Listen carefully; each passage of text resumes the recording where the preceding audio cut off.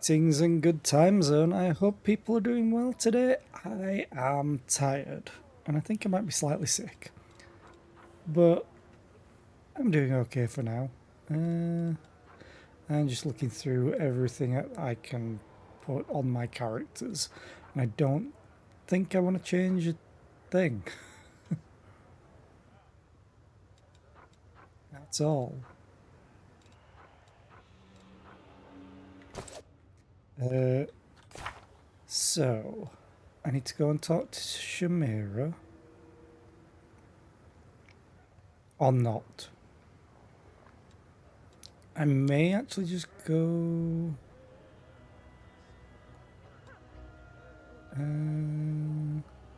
Still missing that. Arrange a meeting with Nocticula for Ember. Ruchlia still needs to think. Oh, I need to visit Valexia's manor, which I think is over here somewhere. The Rapture of Rupture.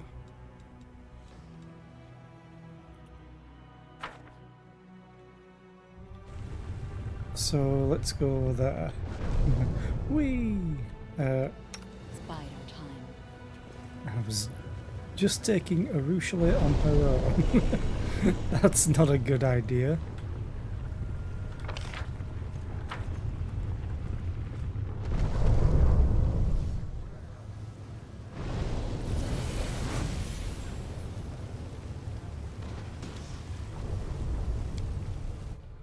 Take the portal up. Move all the way across here.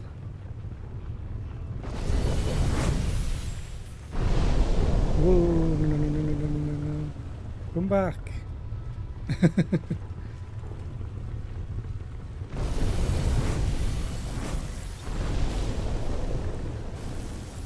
think there is a mod to prevent this and just have everything in place. So let's quick save. And go to the Rapture of Rupture.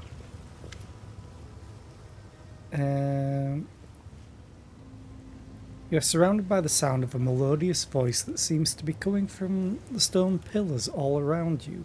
Greetings, esteemed guest. Are you here to seek the hospitality of the illustrious Lady Valexia, or are you here on other business? What are you? I am both the gate and the gatekeeper. My responsibilities include greeting guests, ascertaining the purpose of their visit, and deciding whether to allow them entry to the manor. Whose manor is this? This manor is called the Rapture of Rupture, and it belongs to the incomparable Lady Valexia.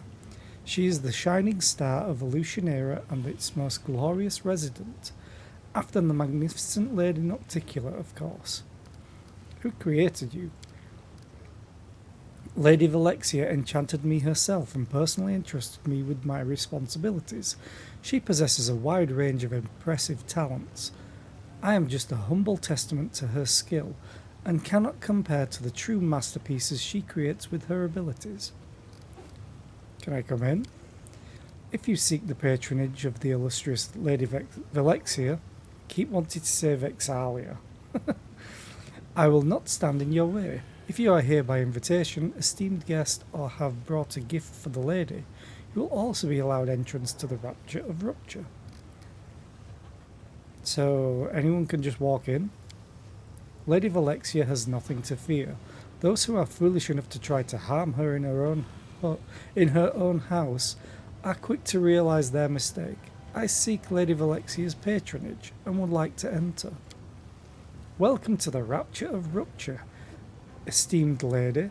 Lady Valexia will be notified of your arrival right away.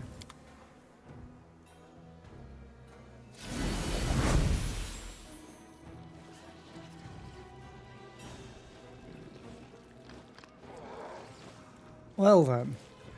Commoner.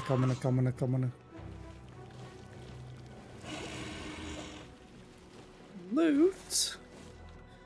Do you think she'd mind if I just stole in her house?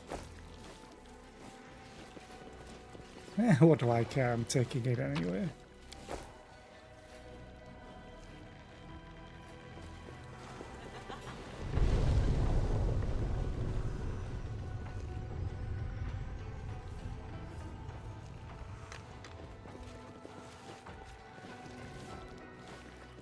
Oh.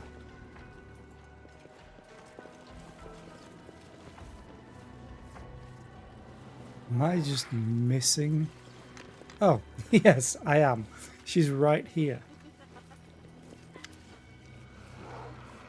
The demon that comes to greet you has blonde hair and is wearing a modest but elegant dress. She seems surprisingly friendly.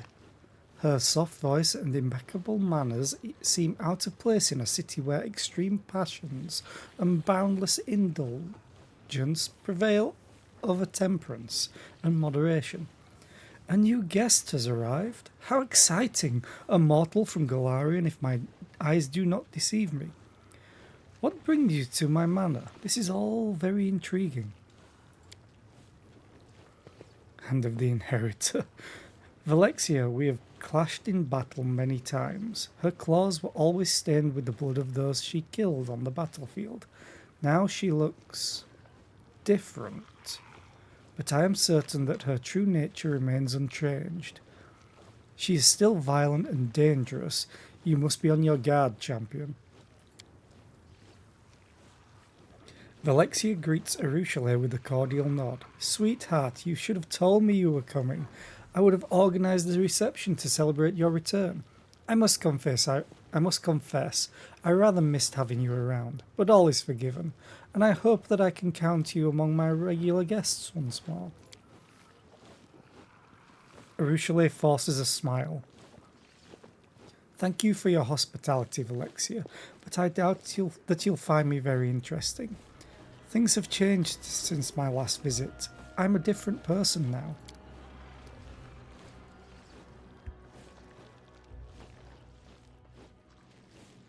I have to warn you, Valexia is much more dangerous than she looks.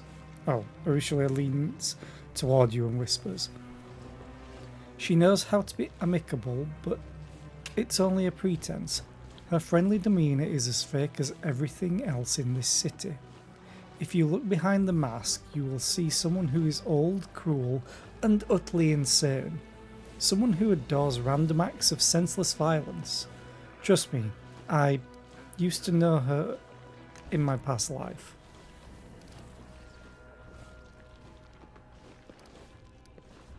Everyone talks a lot about you here in Illusionera. Who are you? Valexia laughs happily. Ah, how refreshingly direct. Well, let me tell you a little bit about myself. My name is Lady Valexia, but it is common for others to add a few epithets before my name. Often something like magnificent or illustrious. I hold considerable influence in the upper city. You could even call it my little queendom. I'm the foremost member of the city's elite, and all the aristocrats of Illusionera acknowledge me as their de facto leader. You might be under the misconception that the city is ruled by Chimera, but Chimera is nothing more than a glorified cleaner, entrusted with the responsibility of tending to the latrines. I, on the other hand, hold sway over the most powerful and influential demons in the city.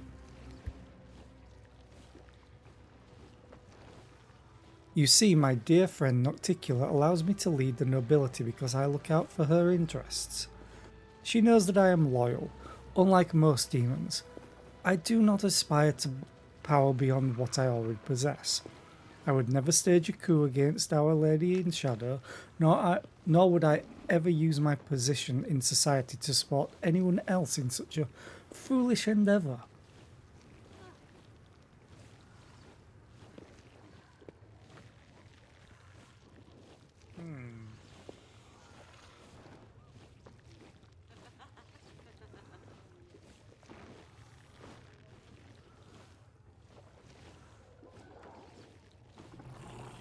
I seek your patronage, magnificent Valexia. Valexia shows off her perfectly styled hair as she playfully twists a strand around her finger. A Galarian warrior who seeks the patronage of a demon from the upper city, and you're a crusader no less. Ah, this is most intriguing. You are a curious creature indeed, and I would be very interested to learn more about you. There is no need to bother with titles, you can simply call me Valexia. And you are... Don't put your trust in her words, champion. Valexia's temper is like the wind that blows across Ishtar.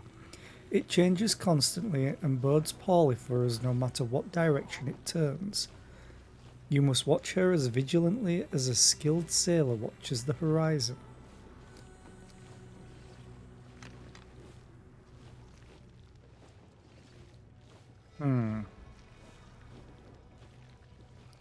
The thing is, I'm already famous in the arena, so you could call me Selena. Selena. Alexia rolls your name slowly across her tongue as if tasting the way it sounds. What an unusual name. Certainly not in keeping with the spirit of the Abyss. But I like it. You know, Selena, I have a proposal for you. Let's pick a place that's nice and romantic and go on an innocent little date together. It'll be a chance for us to get to know one another. How about the Battle Bliss? It offers simple, spirited entertainment, and it will be a good place for us to talk undisturbed. No one will notice us because they'll be too busy watching the fights in the pit. Yeah, but what if I'm the one in the pit? We can have a nice conversation and learn more about one another. I'll be waiting for you at the arena. I hope you'll accept my invitation. I will be very disappointed if you deny me the pleasure of your company. Alexia gives you an admiring smile and adds, After all, you are the champion. You've conquered the arena. Where better to learn more about you than in the place you proved your worth? Who does she think we are? A circus troupe hired to entertain guests at a ball? The effrontery. Call me old-fashioned, but I rather think we should go back to the traditional kill-on-sight method of dealing with demons. I'd like to get to know you better. I am flattered by your attention and I find your personality intriguing. You know, I take great interest in promising young talent and I tend to offer my patronage to gifted artists. Unfortunately, many of them turn out to be frauds, unable to keep me entertained for more than a few seconds.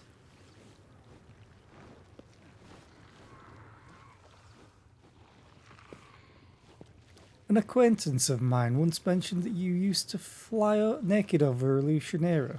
They said you wreaked havoc and terrorized the city in every way imaginable.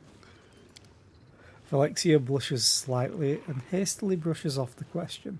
Oh no, that's preposterous. Those are just ridiculous rumours and exaggerated stories. Of course, when I was younger I may have allowed myself to be a little too exuberant. But still, what a blatant lie. Flying naked? Such an outrageous nonsense. The demon tries to pretend she is outraged, but a sly, self-satisfied smile plays about her lips.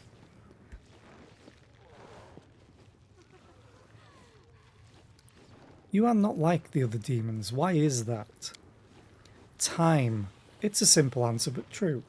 I know a lady is never supposed to reveal her age, but suffice it to say that I am far older than this city, and can recall the circumstances in which it was founded.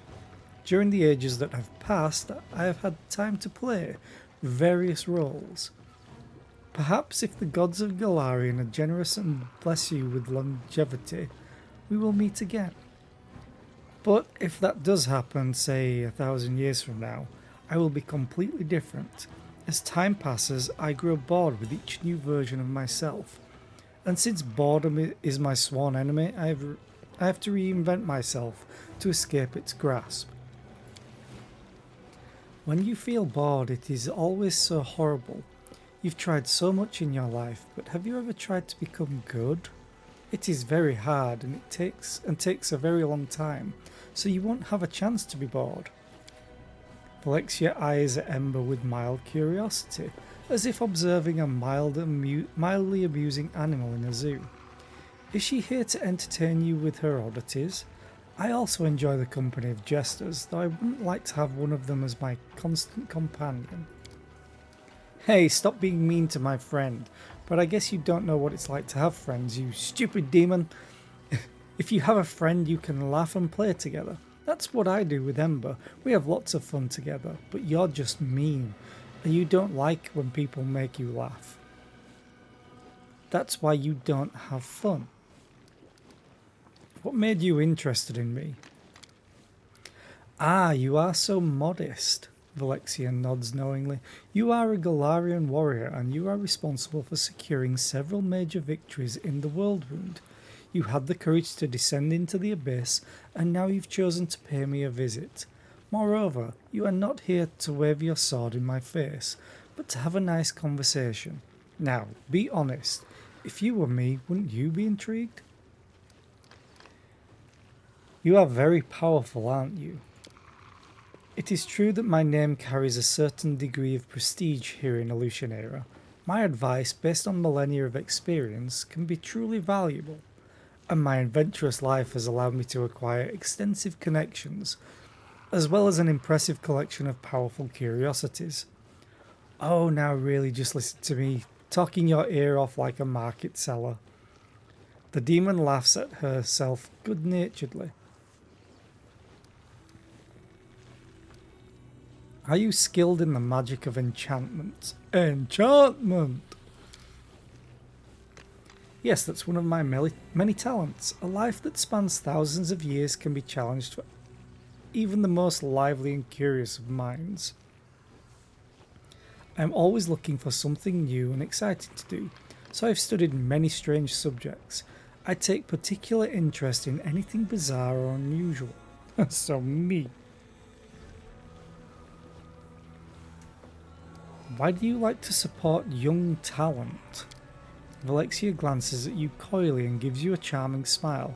I could have told you that I am driven by pure altruism and the desire to perform good deeds, and you would have thought me the kindest and most noble of demons. But the truth is that I am easily bored, and by attracting the young and the gifted I could discover something new every day. They keep me entertained, and to be honest, they add to my prestige. I like making new friends, and with my help, those friends can become very influential indeed. What happens to those who fail to interest you? Valexia looks at you uncomprehendingly for several moments, then bursts into a peal of musical laughter. Ah, so you've heard those ridiculous rumours. Don't pay any attention to them. They're all so boring. Whoever invented them has no imagination. I've heard rumours that I kill them, that I keep them in my dungeons, and even just imagined that I rape them until they drop dead of exhaustion. It's all an extraordinary load of rubbish. I haven't done anything like that for at least a couple of millennia. Thank you for your answers. I have to go. I'm not going to attack her. Hold on. Valexia's gaze drifts between you and Arushale with lazy curiosity. I can see the way you look at one another. You can't hide things like that from me. Could it be, my girl, that you have decided to play the most dangerous of all games? I don't know what you're talking about, Lady Valexia. Arushale does her best to sound polite, but you can tell that she is scared.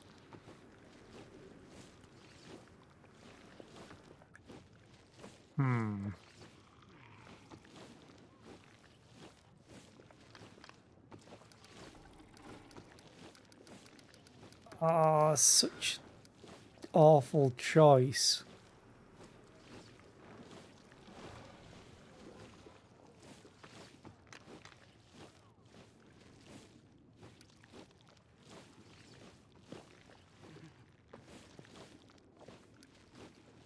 What do you mean by that? I'm too curious.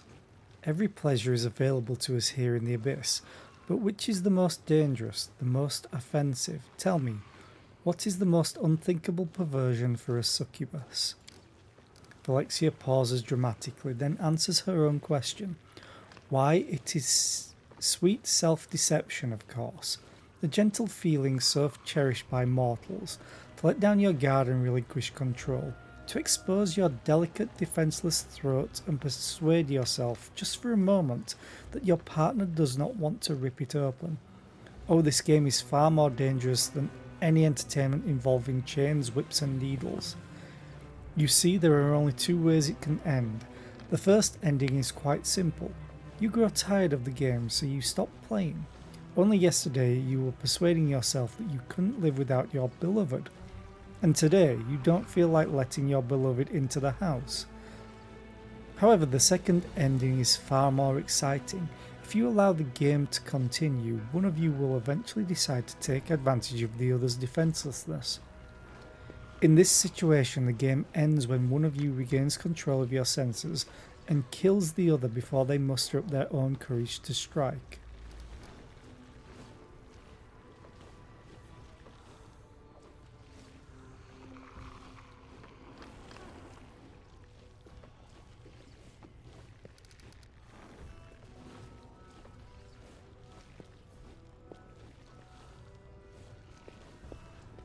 Rushla is not like you. She doesn't play those games anymore.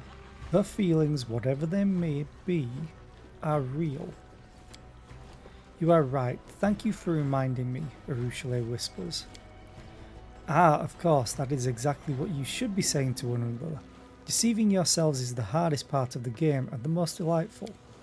Alexia smiles warmly as she bids you farewell. Please don't stay away too long. Come back soon. But you're gone. How do we come back soon? Okay. Follow my steps. Let's go back to the battle, Bliss.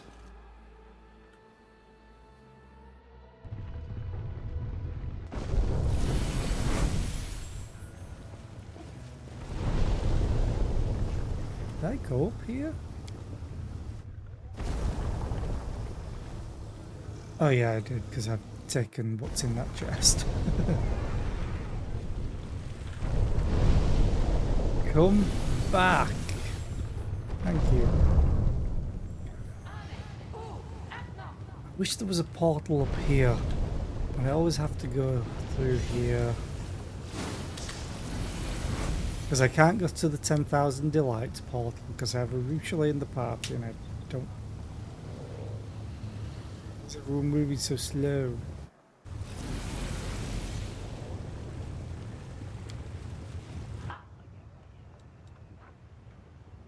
Oh yeah, if I want to hand in that quest to the battle place. I just need to check something real quick.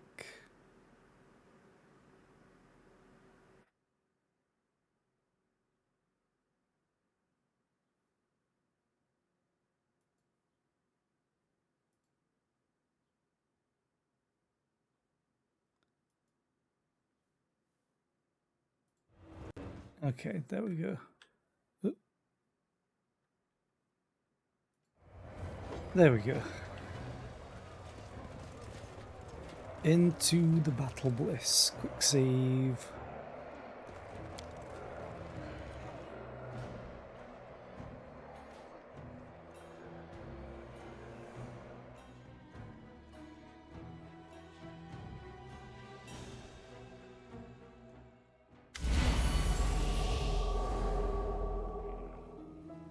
For your date, Valexia has exchanged her previous dress for an equally elegant outfit. The blood-red hue of her new gown seems particularly fitting, considering the activities of the arena. There you are, Salida. Let's hurry to the box reserved for distinguished guests. I'm determined not to let you enjoy the spectacle from any other seats. Your new dress is very elegant.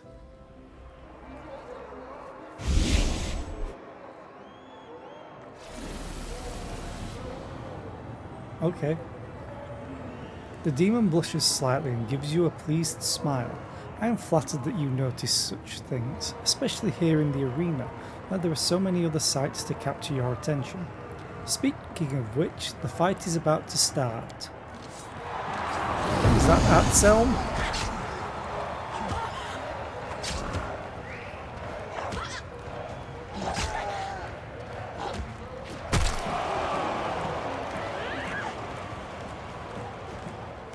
Fierce battle unfolds in the arena.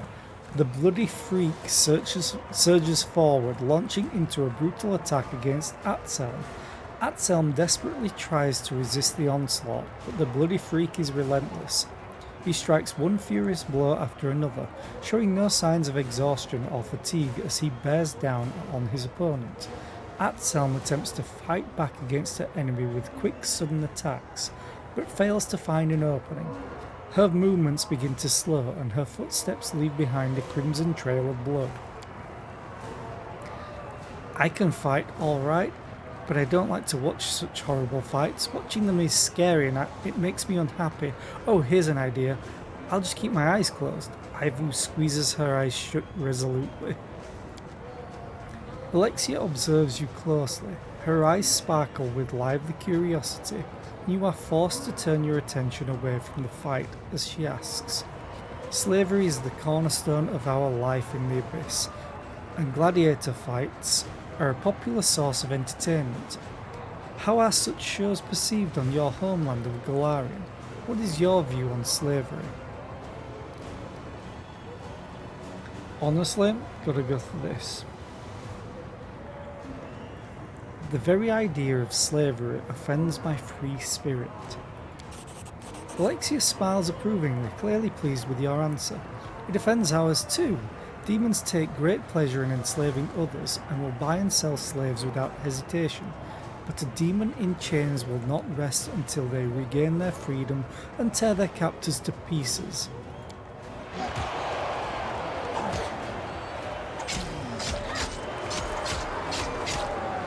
It's a lot of stabs. With a victorious growl, the bloody freak hurls himself recklessly at his arrival, who appears to be exhausted from her wounds. However, Atselm was merely feigning weakness. She dodges at the last moment and strikes a resounding blow. Blood gushes from the demon's wound, and his growl of rage gives way to a howl of desperation.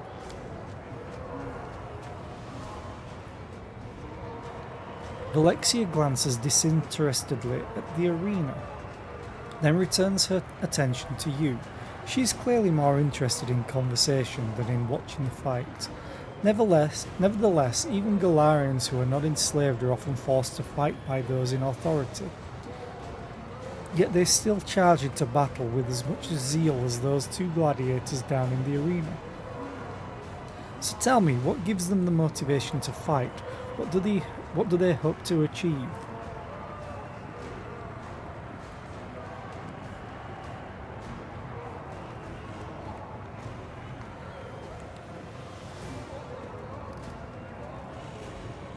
Again, I'm going chaotic. Those who are worthy fight for their freedom. As for the rest, they fight because they are obedient to the will of their masters. The demon nods her approval. I can see that you are insightful enough to notice the invisible chains and collars that bind your skin. Oh god. Such depth of perception is truly commendable.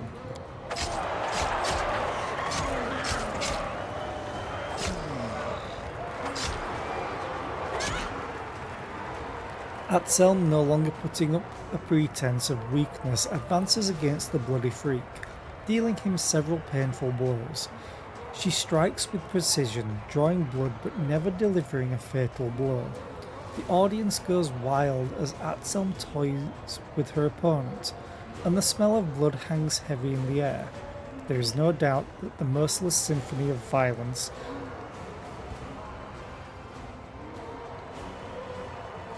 being played out in the arena will soon reach its deadly crescendo. Sorry, I had to yawn.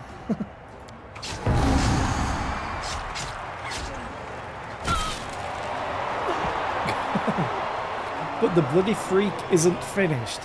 He lets out a monstrous, bloodthirsty howl. It reverberates around the arena as he channels his powerful rage into one last brutal attack. He strikes as swift as lightning, and Atselm's flurry of blows is brought to a sudden halt. She sways slightly, then doubles over, as if embracing the blade that was just plunged through her body. Then, with another primal roar, the demon cuts her down, dispatching his weakened opponent with one powerful strike. Alexia watches Atselm closely. She muses thoughtfully, but every warrior will meet their death eventually. How do Galarians face the end of their life?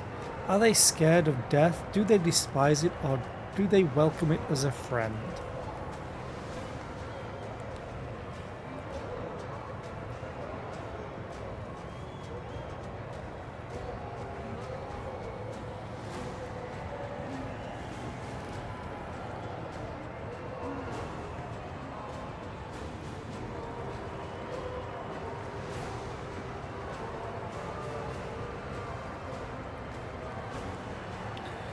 Death is the end. I was debating between good and chaotic. So we should live life to the fullest while there's still breath in our lungs. You have such a passion for life. I have never seen such depth of feeling. Most people are afraid of their emotions. They lack the courage to show their true feelings. So they try to keep them hidden with tricks and distractions that disguise the cowardice of their souls. The screams and howls of the crowd are deafening. The bloody freak, oblivious to his numerous wounds, basks in the admiration of the audience. The arena master's voice rings out across the battle bliss. All hail the winner! Hail the bloody freak!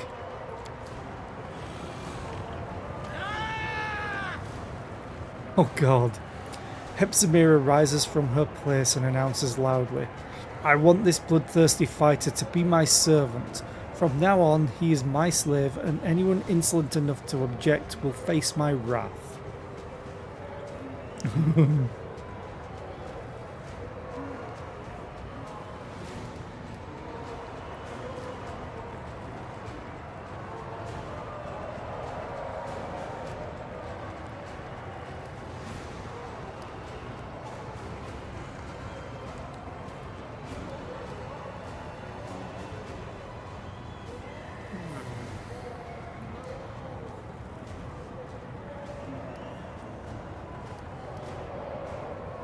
I can't fail either of them, it's just do I want... I always base it on which character it is. Do I want it to be me or do I want Darren to be doing it, technically?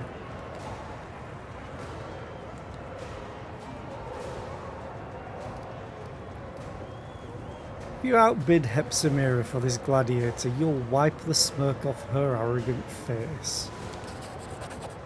Valexia averts her gaze but fails to hide her mischievous smile. What a positively delightful idea, I can't resist. Ow. What do you do to me? You've discovered my weakness, yes. You like exciting new things. Only moments ago, Hepzibah commanded the attention of the entire audience as she boasted about her power.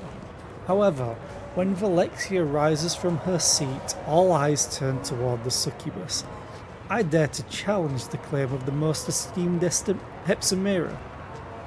I am touched by this fighter's tenacity. He has found a way to my heart, and I wish to make him my bodyguard. If anyone dares to argue against my right to make such a claim, they can say it to my face.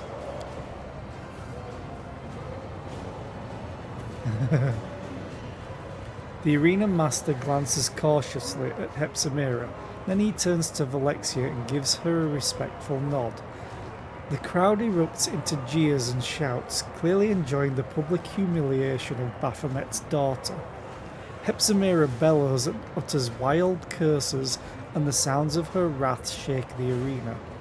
But Valexia ignores her threats with a look of magnificent disdain, and gives you a sly smile.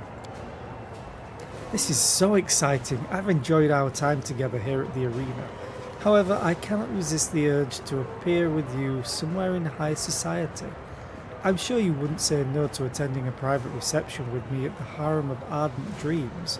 Shamira has prepared something special for her guests, and I would very much like for you to experience it with me. I shall wait for you at the Harem of Ardent Dreams. You really must come. I simply won't take no for an answer. Valexia suddenly pauses as she is about to leave.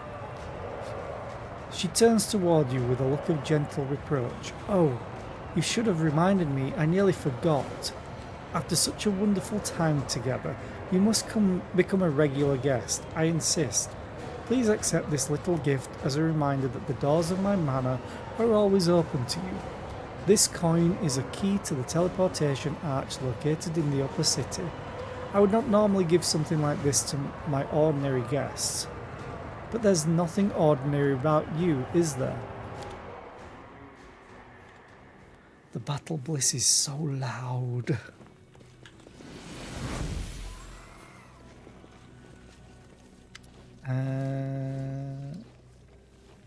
Ooh. Oh.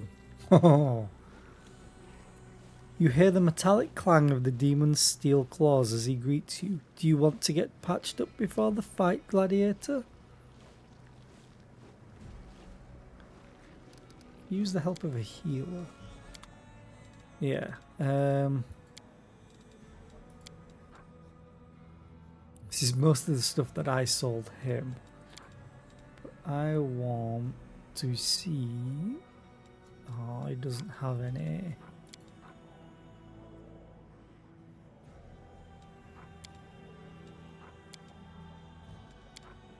I was hoping he might have dragon bones. Quick save before I hand him this journal. Show him Willidus's journal. I have something that might interest you. The healer glances briefly through Willidus's notes, and his eyes light up. He sputters in amazement and disbelief. How is this possible? You're holding the journal of Willidus the Vivisectionist himself, all his secrets, the mysteries written in each stitch of his needle, the forbidden paths carved by his dissection knife. I must have it. I'll buy it from you right now. I want it, all of it, every last page. The demon hastily begins to shove money into your hands, not even bothering to count the coins. Yet he manages to give me exactly 5,000 gold coins.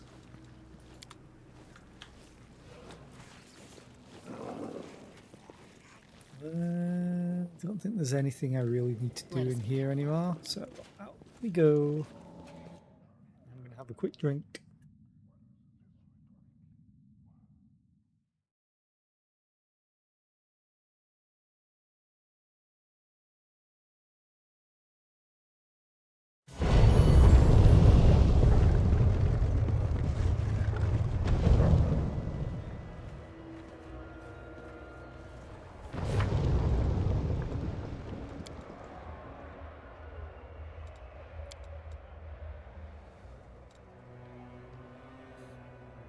I wonder if that is the art of making friends, or this might actually be the rapture of rupture. So, where do I need to go? Portal, and then Harem of Ardent Dreams. I think this is just outside the place.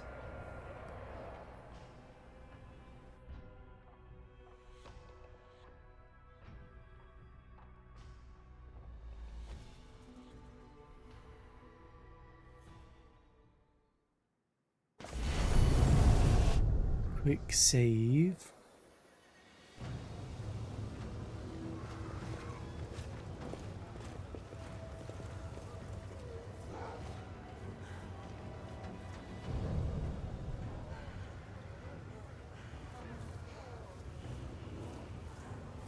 Never talk to this scene again.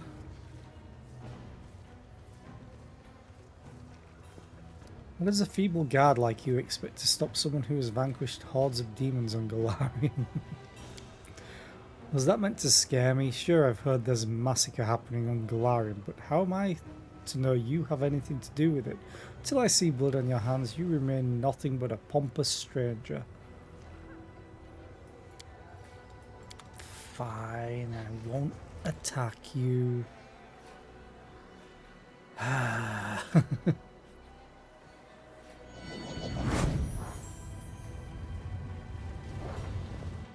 Okay. It was a good idea of mine to introduce you to high society at this reception. We're a subject of gossip among the guests. I heard them whispering about how we showed up together. You look stunning in your new outfit, as usual. Alexia covers her mouth with her hand as she gives an elegant little laugh. I certainly couldn't go out wearing the same dress as last time, could I? I would have bored you. Moreover, I would have bored myself. Camelia's eyes narrow, and for a moment she looks at Alexia with barely concealed envy. That dress was an excellent choice. It brings out the colour of your eyes quite beautifully. Alexia looks slightly bewildered. She seems surprised that a mortal would speak to her without first waiting to be addressed. However, after a moment's hesitation, she gives Camellia a gentle smile. I thank you, sweet creature. How kind of you to notice. You clearly have excellent taste. Hey!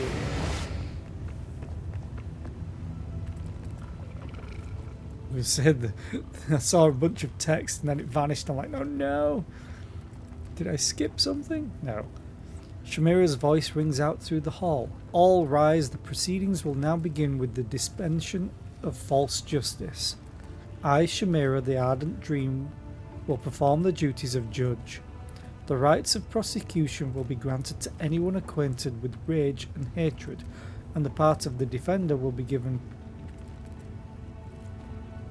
to time and blind fate. Okay. All the participants are obliged to show due dread and obedience to the decisions of the court. Now, our first case is brought by the assassin Dogword, what a name, against the bodyguard for hire, Catrol. Oh god, cat and dog. Dogword accuses Catrol of being exceedingly nimble and dexterous. This excessive dexterity enabled the defender to foil 3 assassination attempts against his employer, thus preventing the plaintiff from fulfilling his contract. Alexia is more interested in having a conversation than in watching the sham trial. You know, Selena, after our last... Alexia pauses playfully. Visit to Battle Bliss. I've been thinking a lot about the customs of Galarian. Despite our differences, we actually have a lot in common. Our actions and desires stem from the same passions, except when it comes to... Alexia's eyes widen with excitement, and she utters a word that is as foreign to the abyss as you are. To love. It is common knowledge that demons know nothing about love, so why don't you explain it to me?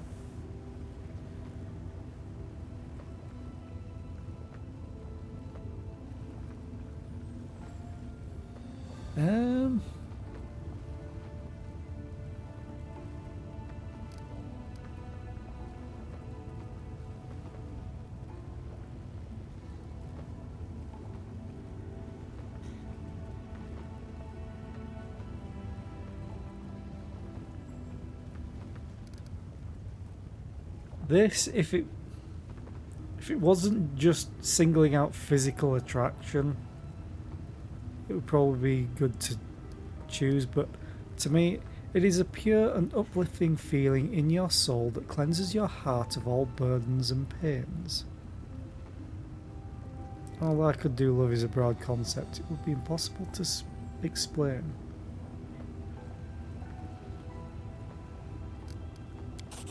Alexia stares at you with wide eyes as she repeats your words. Pure and uplifting feeling. How intriguing and how unfamiliar. Our passions are tempestuous, and our feelings stem from the darkest depths of our souls. But you say this feeling is pure. Fascinating.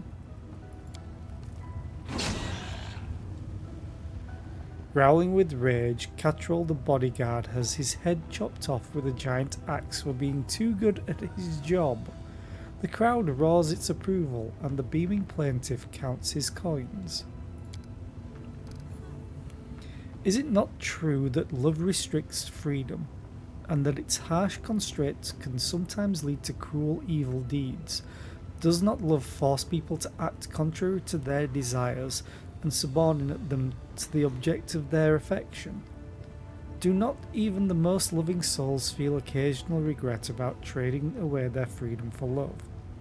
Haven't the most terrible betrayals been committed for the sake of love? Doesn't unrequited love cause mortals to commit suicide? And isn't rejection the reason they often resort to violence and other terrible crimes? I am most curious to hear your answer to these questions.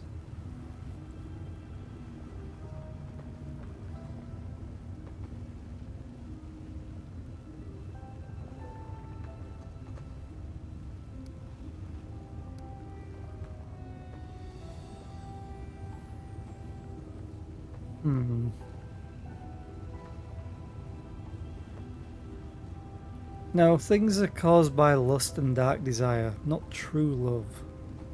Or these things. So you believe that real love is pure and leads only to pure deeds. If that is true, I can't help but wonder, what happens to a demon who encounters true love? Will her love darken and die, or will the demon rise above herself? Ask Arushale. The execution has the audience in an uproar. The demons howl their approval, and Shamira has to raise her voice to be heard above the noise. Next we'll hear the case of Vasa the Nose Cutter. He attacked two Evolutionaries visitors from another plane, even though the great Nocticula made it clear that they were under her protection. Vasa the Nose Cutter tracked down his victims in the upper city and killed them with his glaive. Then he robbed them and cut off their tongues and noses.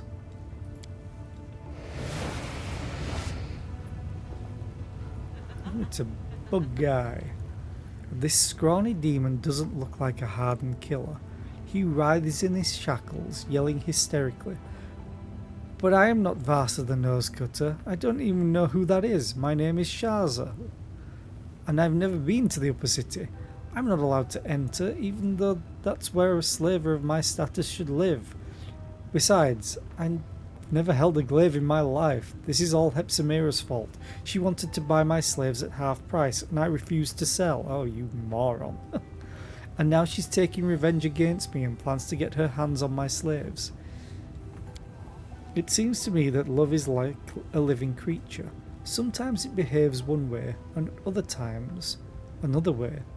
It is contradictory and inconsistent. It leads to both good and bad outcomes, and like every living creature, it is bound to die eventually.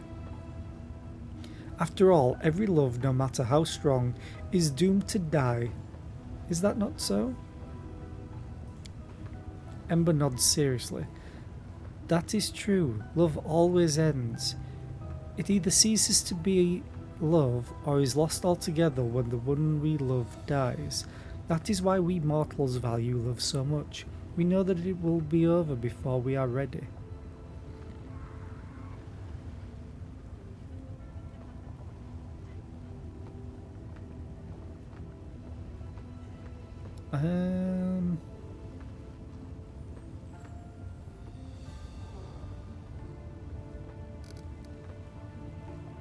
To me, if I ever got to experience it, true love lives forever.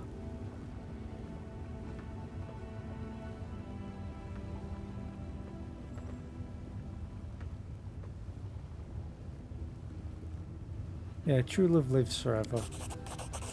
Valexia looks at you doubtfully, but you can see how desperately she wants to believe you. Don't lie to me, I need you to be honest. Do you truly believe that? Don't answer. I can see that you're being sincere.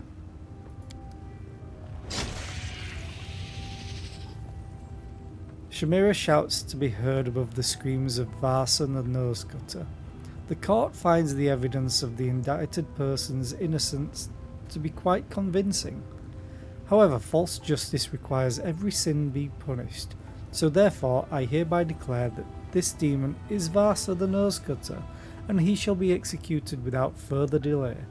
Shamira throws a conspiratorial glance at Hepsimira, who stands nearby. The latter grins and bows mockingly. Shamira announces loudly, and the last crime for today is the most harmful and treacherous.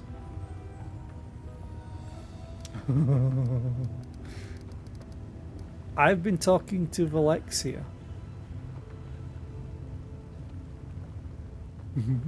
Because I think she's going to call me up there. Turn a deaf ear to Shamira's words.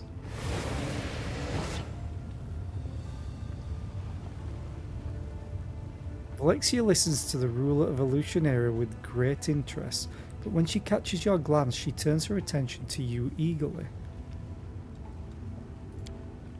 Thank you for our conversation. I expected to find it interesting, but I had no idea that our discussion would be so thought-provoking. I'm so glad I decided to come here with you, and I sincerely hope that you'll visit me again. I hope to see you at my manor soon.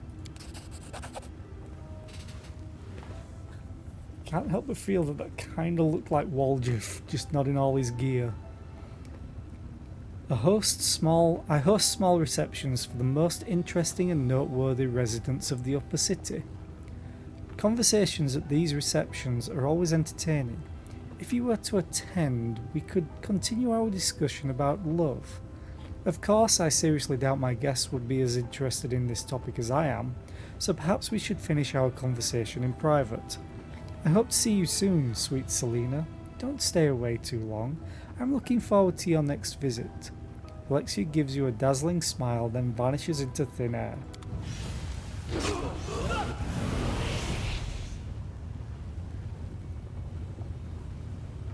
That dude got decapitated, whoever they were. Oh, can't I loot them? Well, I'm not going to go and... actually, I want to see what happens. If we go and... Nope, I need to be closer.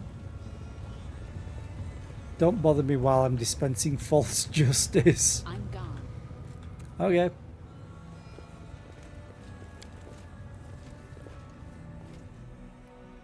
I'm going to leave and then I'm going to re-enter. Because I do have a quest to complete with her if I want to tell her the truth. I can remember what the truth was.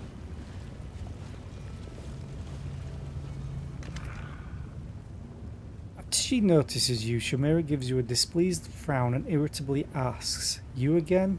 Have you no friends that you must keep coming here to chat with me? Or perhaps, though I find this extremely hard to believe, you are not completely useless and have something of interest for me?"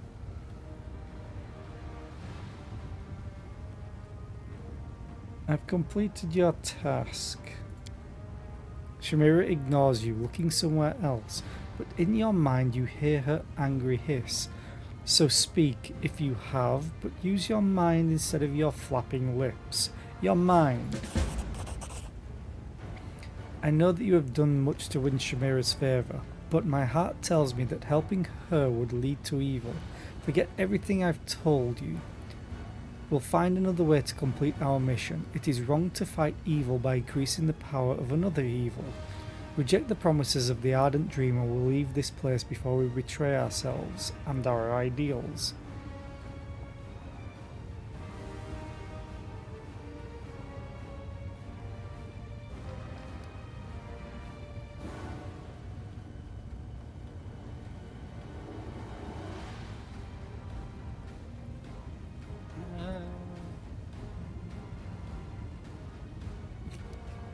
I think that will just get me killed.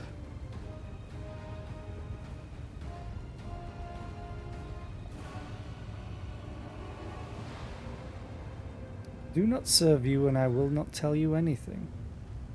These both might get me killed, but eh.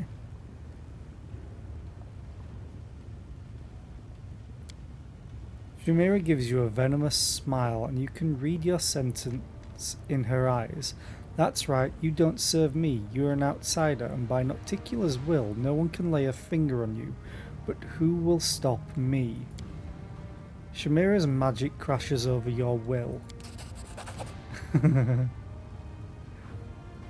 Oh, DC 27. I have a plus 25, so that's fine.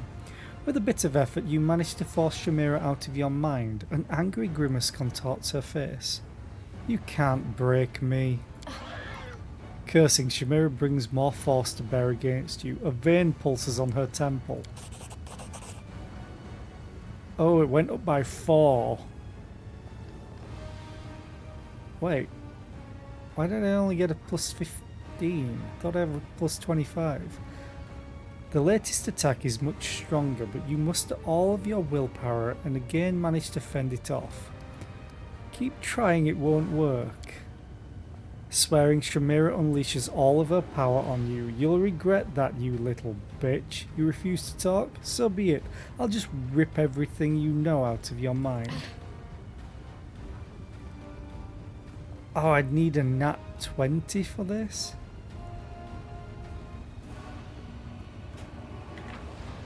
But why didn't... I'm kind of confused. Because I have a plus 25 to will save. What happened to it? Why did it go down to 15?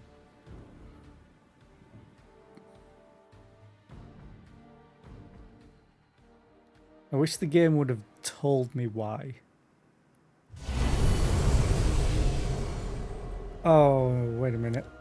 Did I just... Oh no, it's probably because I left and have gone back in. Okay, good. Yes.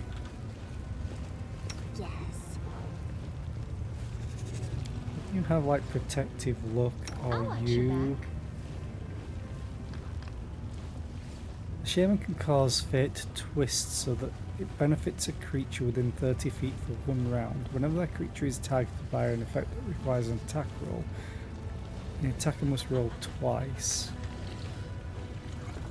This war must end. Oh, wasn't it fortune?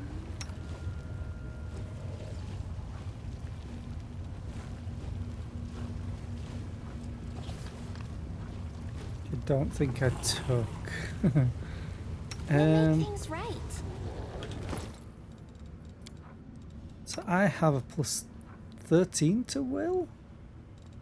Or is it going by my highest, which would...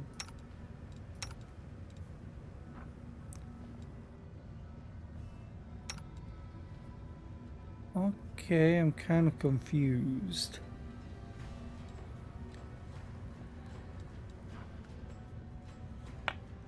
Take that off.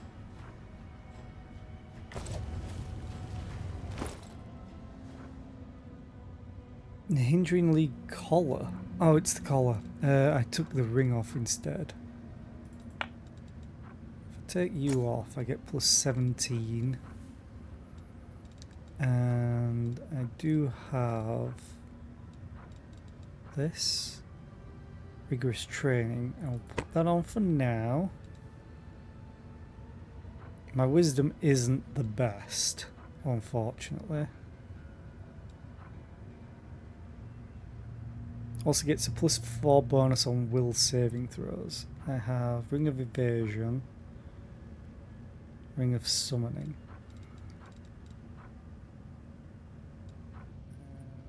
What was it again? This. Plus 22. And don't I have a Ring of Protection plus 4 somewhere, but there's a plus 3, but I don't think that stacks.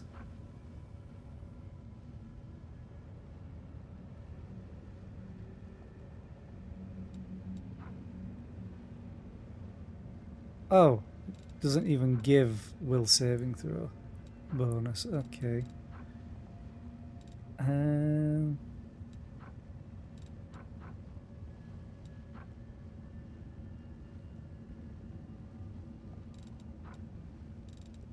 Anyone have anything for will saves?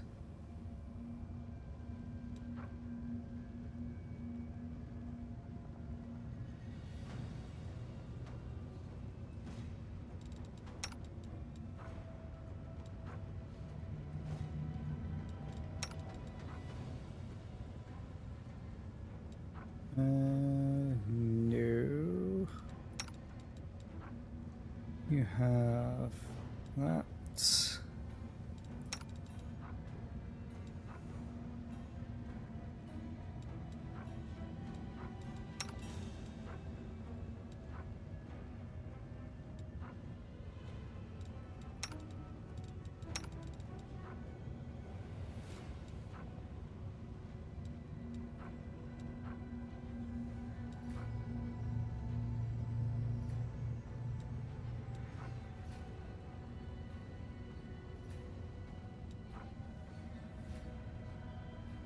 Oh, wait.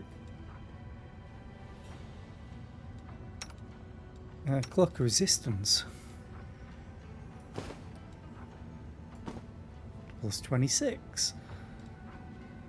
I don't think that I have any necklaces that can help. Unfortunately. No. Can't take yours off. You have half the pair. You have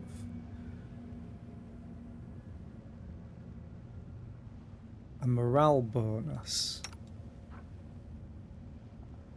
A good hope for morale bonus. Let's see.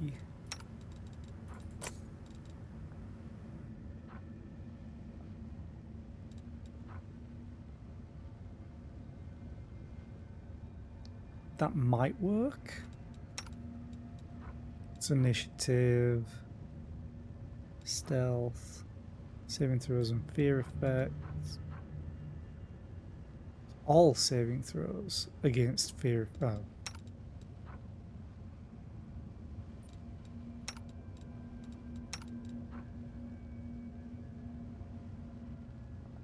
Saving throws against fire. Okay.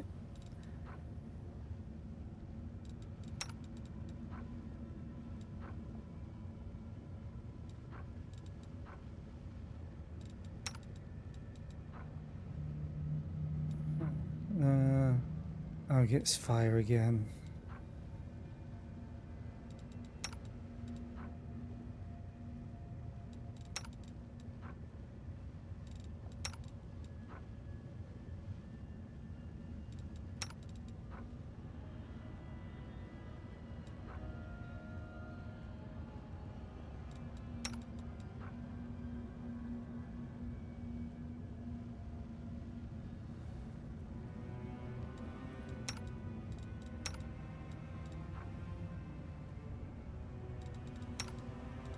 You nope.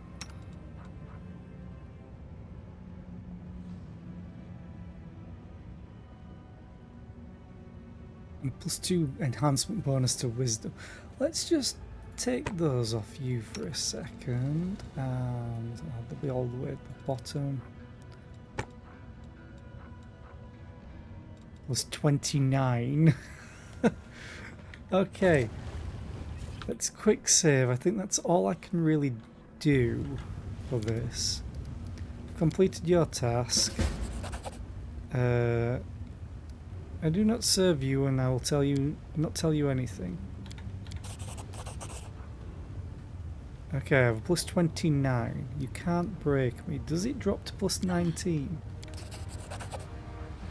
No, it's still +29. Okay, keep trying, it won't work. 35. Okay, so this could be close. If it goes up to 40, I need to roll an 11 again. You've lost. Get out of my head. Oh, Shamira's last blow is not strong enough to break you. You force a Lucianera's ruler out of your mind, delivering a brutal parting blow. Get out of my head. Shamira reclines on her throne, exhausted, and hisses through clenched teeth. You cretin, get out of my harem now. A buzzing hum rises among the throng of spectators who witness your confrontation. You hear angry curses directed at you, but they ring hollow. For the first time in centuries, Shamira has received a public dressing down, and witnessing it was a true delight for the assembled demons. Ooh, 10k XP. Nice. Now, I need to change everything back. I want my hat back.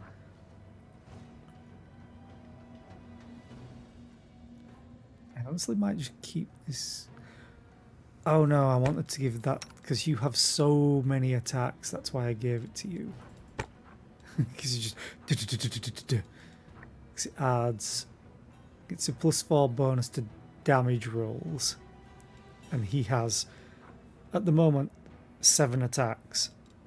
What else did I change? You need to go back on Ember.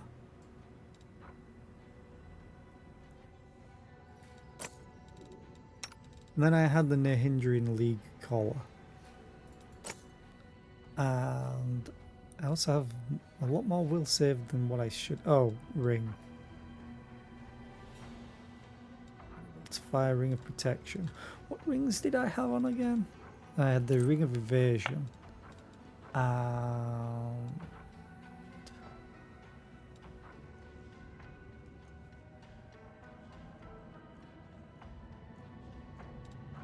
Ring of Summoning.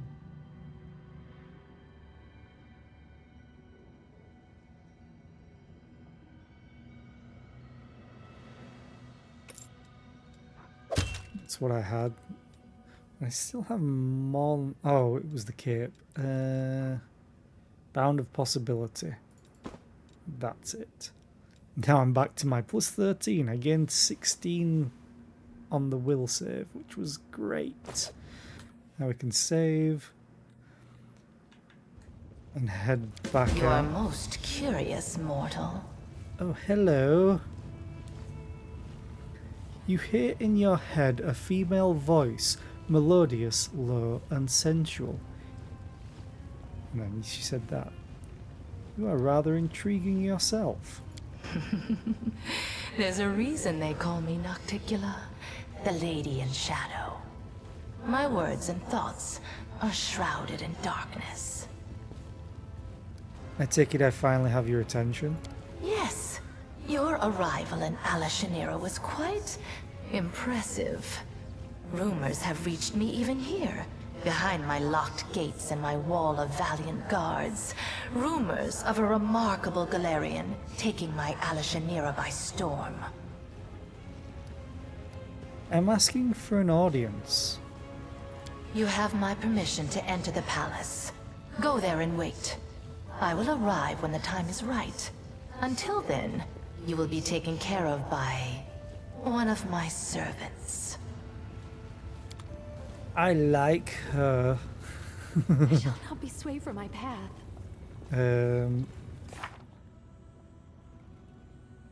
Yay, completed all of them.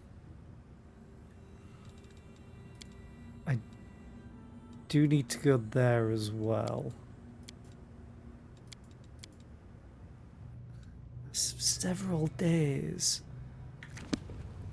Do I just I'm need to gone. go back and rest a bunch of times? Because I'll do it. Oh, I still want that loot.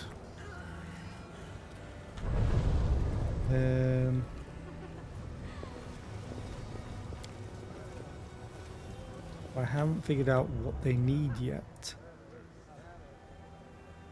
Terraces of favoured mistresses. Okay.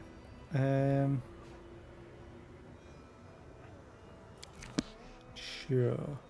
I think that takes me outside the Rapture of Rupture.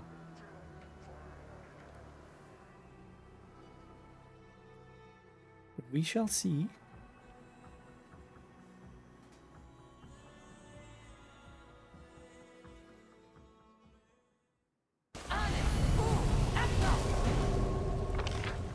Oh, it would take me down here. Damn it. I actually didn't notice if there was a portal anywhere else, so that makes sense. Fine, let's keep moving. Get to the Rapture of Rupture.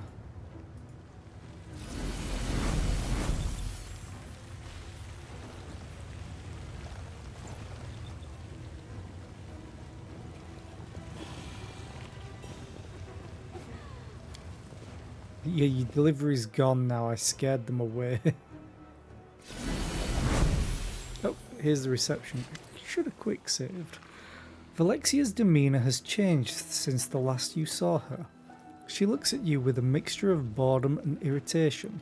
When she greets you, her friendliness no longer seems genuine, but forced and insincere.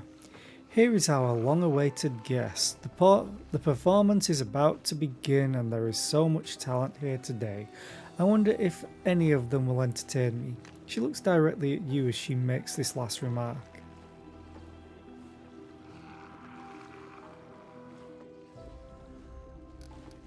Who knows what will happen between us tonight? The demon glares at you indignantly. I hope you are not suggesting anything improper. I'm not sure what you are trying to insinuate, but I would advise you not to be insolent with me.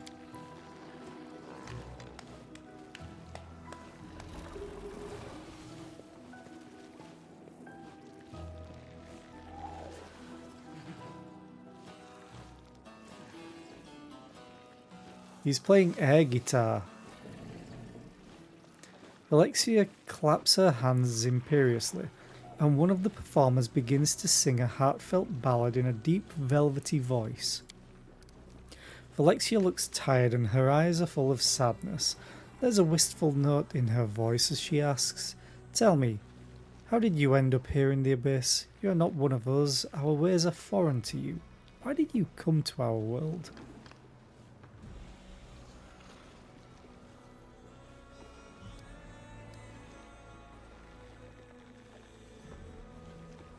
"I came here because I wanted to."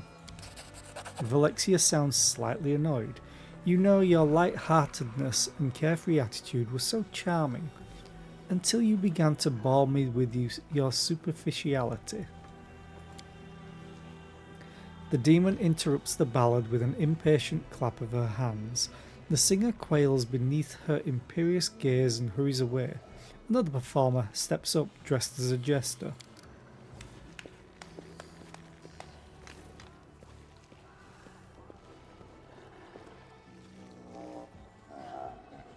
"Here's another one for you, distinguished guests. How many mortals would it take to paint this manor?"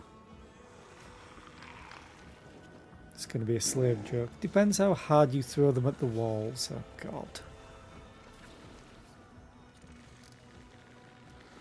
That wailing was starting to annoy me. What do we have next? Oh, another fool has decided to entertain me with jokes.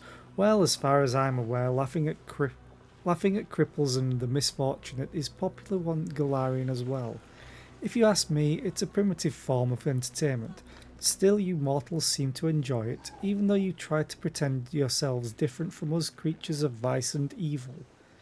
Now that I'm thinking about it, what is the difference between demons and Galarians?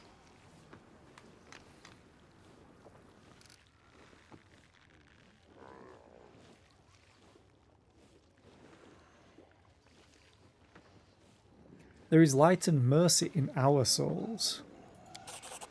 The demon waves her hand dismissively. "Do you really think you are the first Galarian I have ever met? There is as much darkness in your souls as there is in ours, and you cannot pretend that your kind is unacquainted with the sins and vices that bring demons such delight. Don't bore me with your religious propaganda." Alexia dismisses the jester with a wave of her hand. A scrawny spellcaster comes forward and immediately conjures up two illusions that begin to fight violently with one another.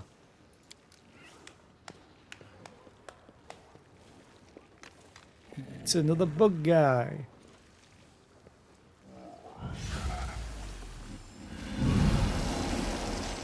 "I'll cut off your wings, put you in chains, and teach you obedience. May death take you, you despicable beast. Light will prevail."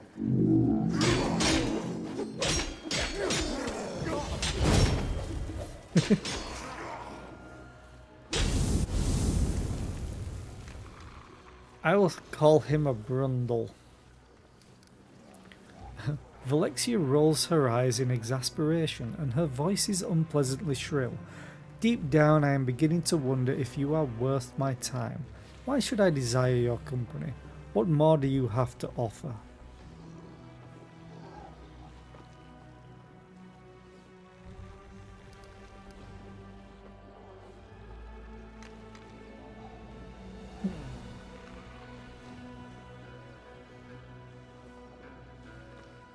"Fight to the death will rid you of your boredom." Yeah, that's probably not a good idea. I honestly don't want...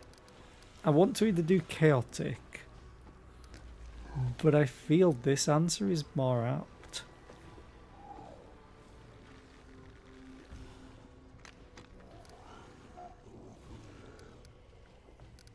Because no one can match the pure, unbridled fury of my soul. Enough, you try so hard to talk and act like one of us, but it's just pathetic. You're not even convincing. Oh, look at you, so rebellious and free, so wild-spirited, furious and defiant. You're certainly ridiculous, but that doesn't make you interesting.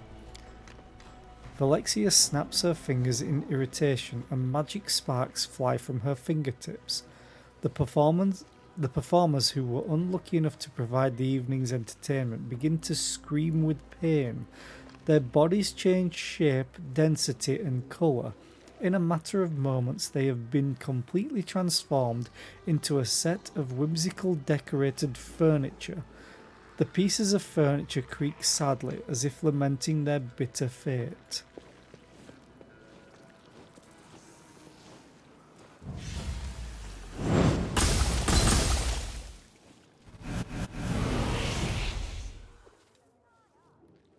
Okay. Valexia's face contorts violently. Her beauty disappears and her features transform into something wild and animalistic. Her jaws expand, revealing her horrible teeth. Guards, kill her. If you can't amuse me in any other way, at least you can entertain me with a fight. Uh-oh.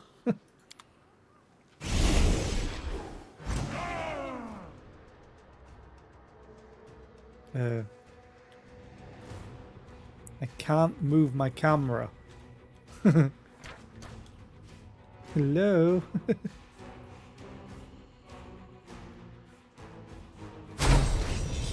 Oh, because it's... Ah, right, I understand. I will resist. Now I can move it. It was still in cutscene mode. However...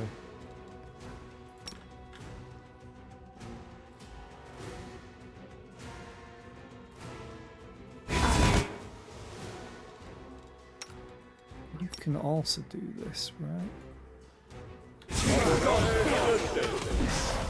Oh, I gave her a bodyguard.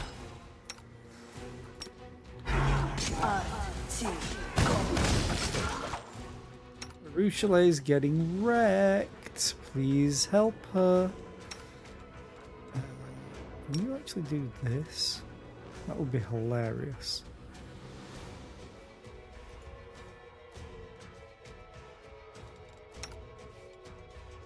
Please help me.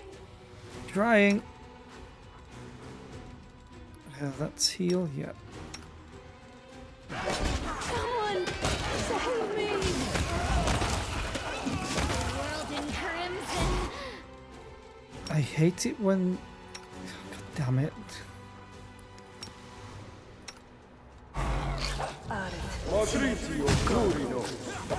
Someone save me.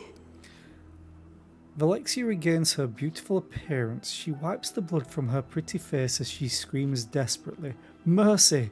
In memory of the sweet moments of intimacy that we've shared together, do not kill me."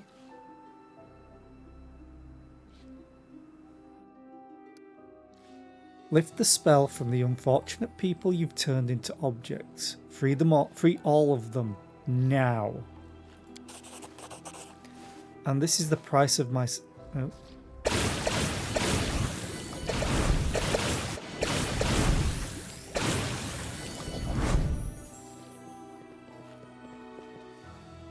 I guess they left.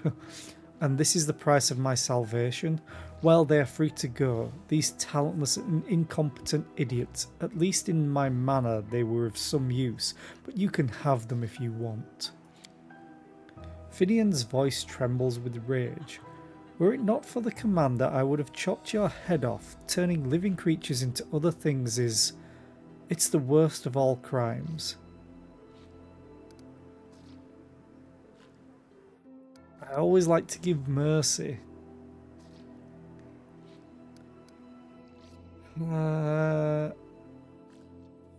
I want... The only reason that I'm conflicted of the choices is because of a Ruchelet.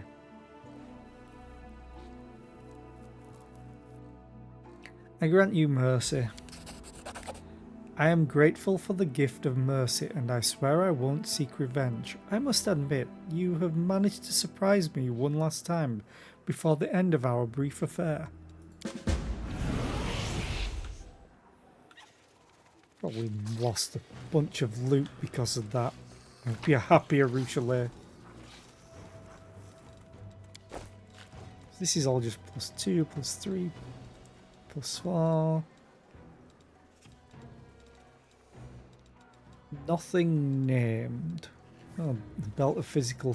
Ooh, an annihilator. What are you? A scythe.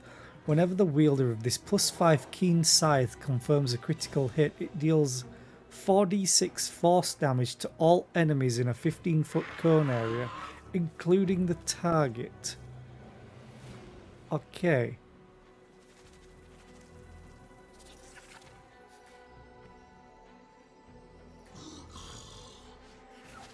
But ability doubles the threat range of a weapon. This benefit, yeah, well, the threat range is 20.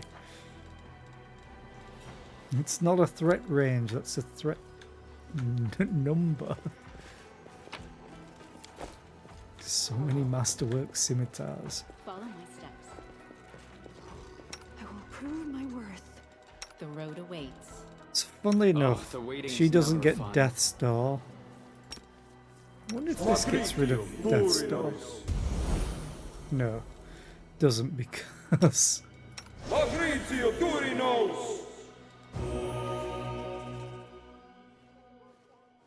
oh, Greater Restoration.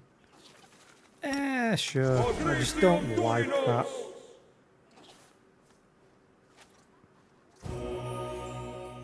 Okay, quick save. Let's go outside, and then I'm going to go back to Nexus. Let's head. I'm gonna sleep for a few days, apparently. Okay.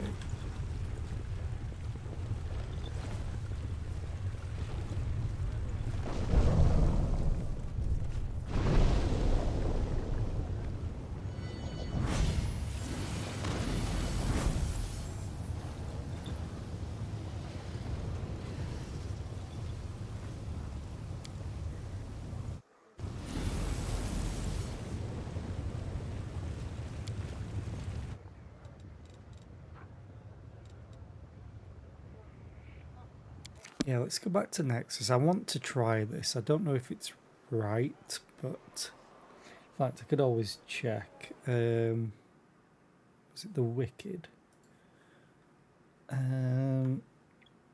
Wrath of the Righteous, the Wicked.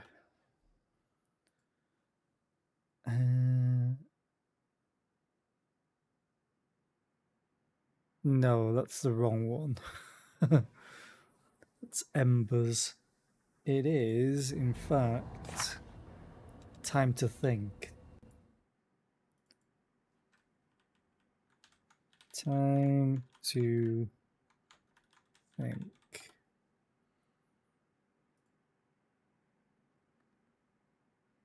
Let's give a few days. After a few days, when you back to Nexus, Arushale will ask you to go into her dream again.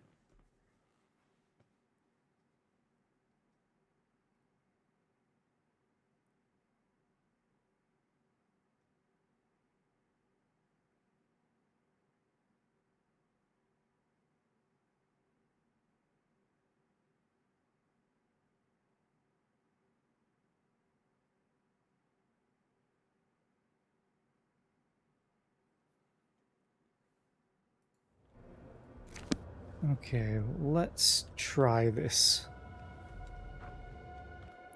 Just quick save again, just to make sure. Okay, saved camp.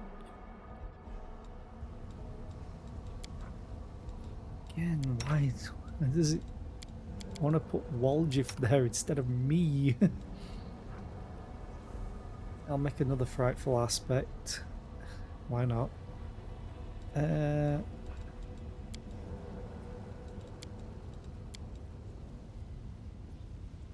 Rest for 2 days.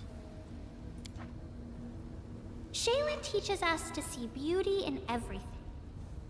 Does that include people's disfigurements when they are chopped up in war? Enjoying wounds is not Shaylin but Zon Cathan's teaching. Wounds need to be healed or prevented, and sometimes beauty needs to be protected with weapons. So are you saying Shaylin is a hypocrite? Got it.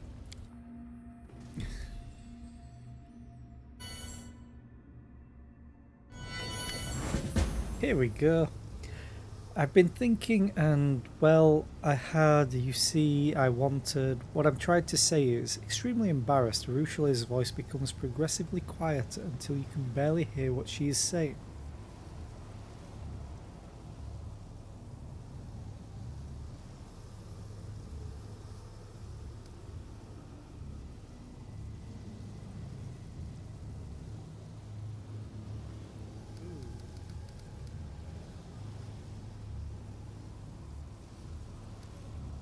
Relax. Now, summon your courage and tell me what you wanted to say.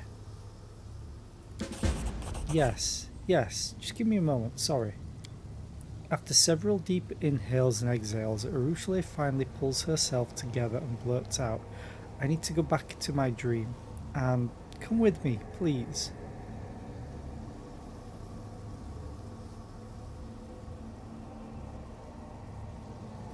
Finally figured out what to do with the table.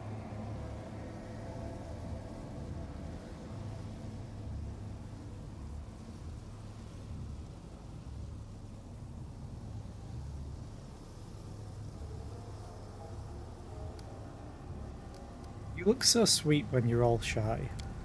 Pouting, Arushale looks down. But already been inside your dream several times. Why is it so hard for you to talk about it all of a sudden? Because now I want to try something new and I need your help with it. I thought, this is going to sound odd, and I doubt dreams even work like this, but what if I try to fall asleep inside my dream? To dive deeper into the dream world, we must go deeper.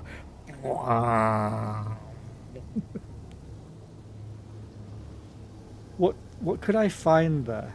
What if that's where the answers to my questions are hidden? What if it's Desna herself, or even me, the real me? But the problem is, the succubus blushes again, her voice dropping to a barely audible whisper. That's where the nightmares are. Someone will have to guard me, to guard my sleep. Someone who won't get scared of what is to be seen there. Someone who knows what kind of monster I used to be and still accepts me. Someone.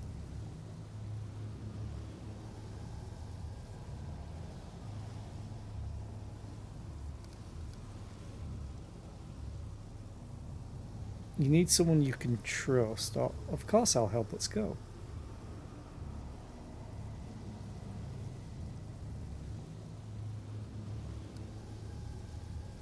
Yeah, of course I'll help. Let's go. Erushale's hot fingers touch your hand and both of you immediately fall into a dream.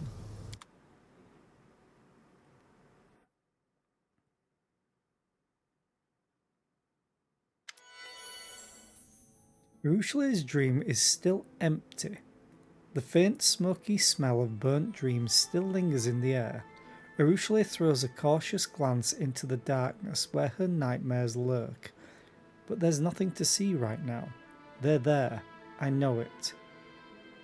Aww. She's resting on my lap. She says in an almost inaudible whisper. Erushale lies with her head on your lap. You see the fearfulness in her eyes. They'll come. I know it. Don't let them get me, please.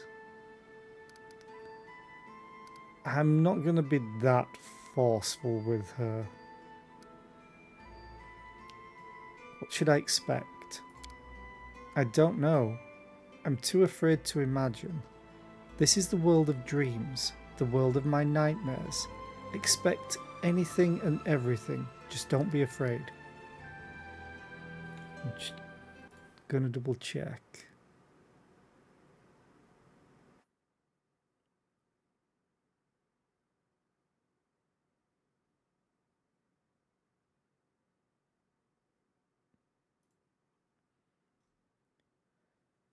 Um,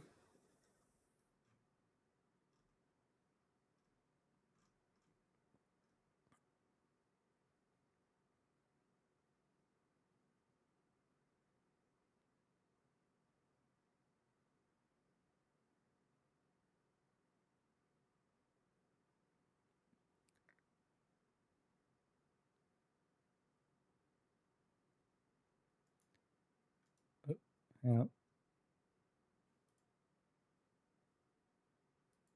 Yeah, I don't want to do that. I'm just checking on the wiki. Go to sleep, I'll guard you. Because it says not to kiss her yet. Sorry about the sound. Yeah, this quest is very important to a Ruchele romance. Don't kiss her yet. Agree to enter her dream and guard her during her sleep. Okay, go to sleep, I'll guard you. Thank you. She closes her eyes and falls asleep instantly. I wish I could do that in real life. It's the first time you've ever seen her sleeping. Her face is unmarked by sadness, worry, or embarrassment. Sleeping within her dream, Arushale seems at peace and completely innocent. She's so beautiful, isn't she? You can barely make out the features of the shadow standing before you. A sturdy man in his 40s in a rusty mail shirt. His eyes are two gaping holes, oozing with pus. More than anything in the world, I loved watching her. She knew that, and that's why she took my eyes. Do you believe me?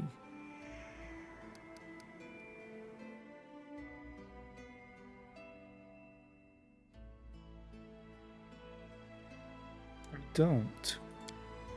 Of course you don't. After all, I'm just a nightmare, a ghost from a dream. But it's her dream. Uh-oh.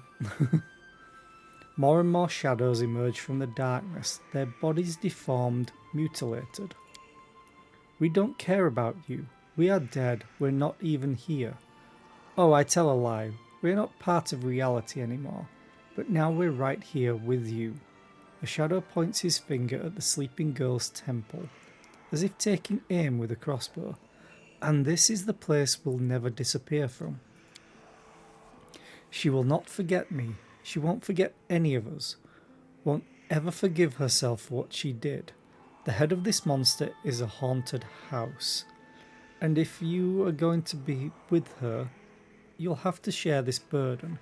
Guilt, regret, memories. Think hard. Do you really want her and all this baggage?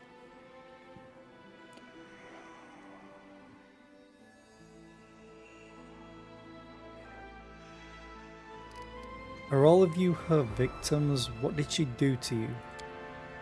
The congregation of shadows begins to move. Maimed bodies and despair-stricken faces surround you.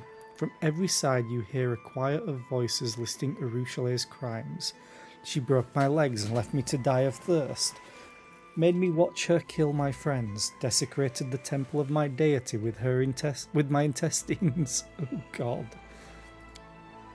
Mutilated, tortured, burned, violated, drove to madness, murdered, murdered, murdered, murdered, murdered. Any more murders? Okay. I'll help her live with these memories. Because she can't forget them. It's too important for what she wants to become, is how I'm looking at it. I'll help her live with these memories. You think it will be easier if you're together? A shadow emerges from the crowd. It looks somehow different from the others. It is a young woman in a loose robe with the sacred symbol of a butterfly on her chest. Her last victim. She looks dark, not like the darkness of despair, but like the night sky. You think back to when Arushale told you her story. You were both standing next to a grave. This must be the priestess whose death prompted Arushale's redemption. After our encounter, after Arushale killed me and then realised how much evil she had wrought throughout her life, she fled to a desolated place. She hoped that being far from humans would help her avoid temptation. But all isolation can do is help her unlearn her evil ways. Who, if not humans, can help her learn kindness and love? The priestess looks at you searchingly. Her eyes twinkle like stars. So, this is you whom she chose to be her guide in the world of mortals. I hope she made the right choice. Are you the priestess who Urushle buried near the Green Gates? At least, it is her image that I wear. I am just her memory. Bitter, painful, but still bright. I am regret, but I am also hope. On the path that Urushle has taken, I am her sorrowful guiding star.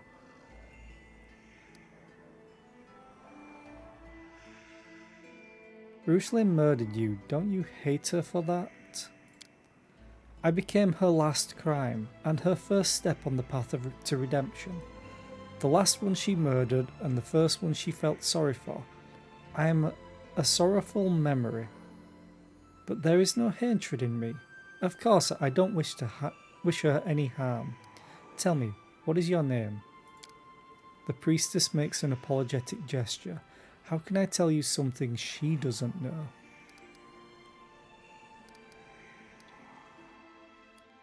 Your eyes shine like stars. Tell me, are you really just the servant of the great dreamer, or maybe you're... The shadow's twinkling eyes look directly into your soul. With a mysterious smile, she brings her finger to her lips. How can I help her find redemption? We are her sorrow, her conscience, her cruel companions who tormented her in exile, but you can become her happiness. We chase her away from her old crimes, but you should show her what she has never known, neither in the abyss nor in the wastelands. You've done so much for her already. You've shown her friendship, camaraderie, taught her to do great things. But now you have made her dream of something more. Something that is both beautiful and deadly. Can you become the one who will show her how to love? If you are not sure you're willing to follow this path all the way through, you had better step back now before you break her heart.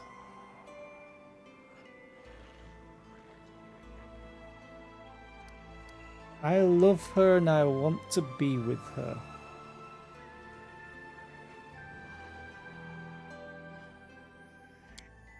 You love me? Urushle looks up at you, her ruby eyes wide open. Her thin lips part and she moves closer to your face, but forces herself to freeze. Her hot breath burns your cheek. The shadows step aside and vanish into the darkness. The dream dissipates. The last thing you hear is the priestess's voice saying, "Take care of her." Aww.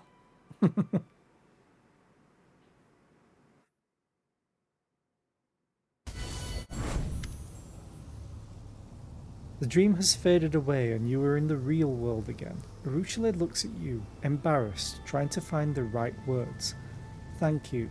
Thank you for being with me in there. What I said back there in the dream, it's true.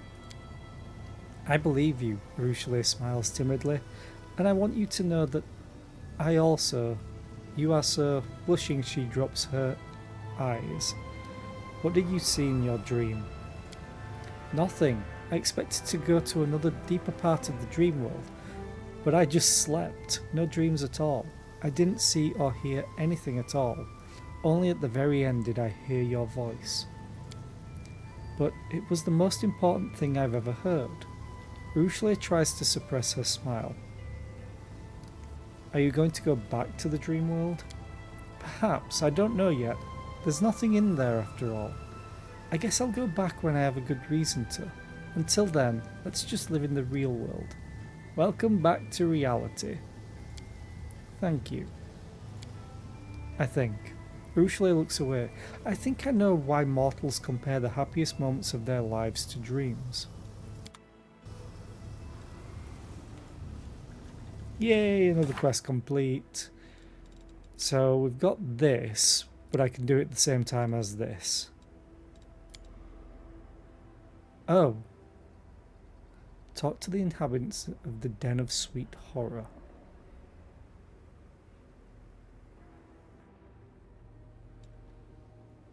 Oh, that's probably something. But it doesn't have this. Traces of shadows. Let's have a look on the wiki, because I'm interested. Traces of shadows. Read Hiller's letter. Try to find out about the 10,000 delights.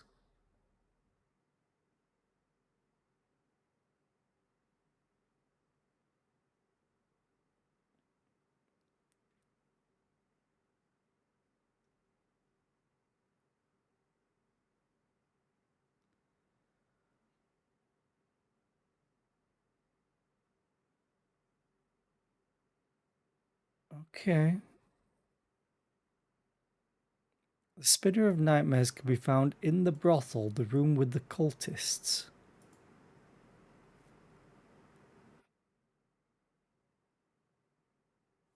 What?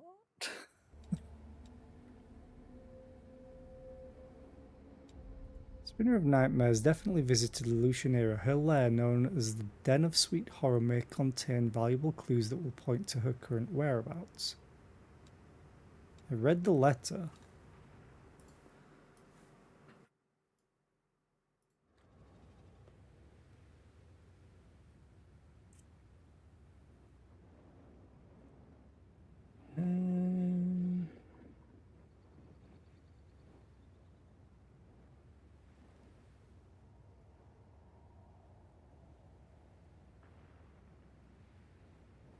So I need to go to the 10,000 delights, which means I need to not take a Rue Chalet.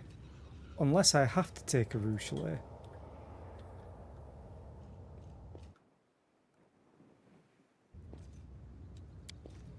Let's try it without.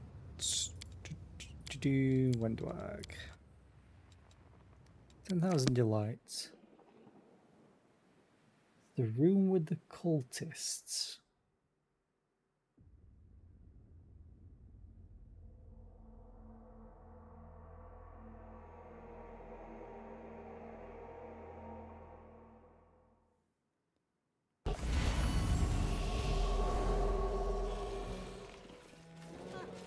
The sinner, patron,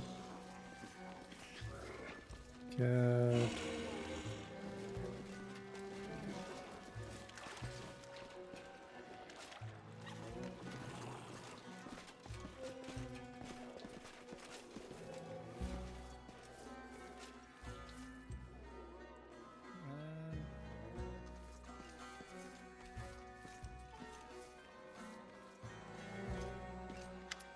Oh. The demon worshipper raises his filmy eyes at you. For a while he tries to understand who you are, but ultimately gives up. What do you want? Do I owe you gold? Who are you?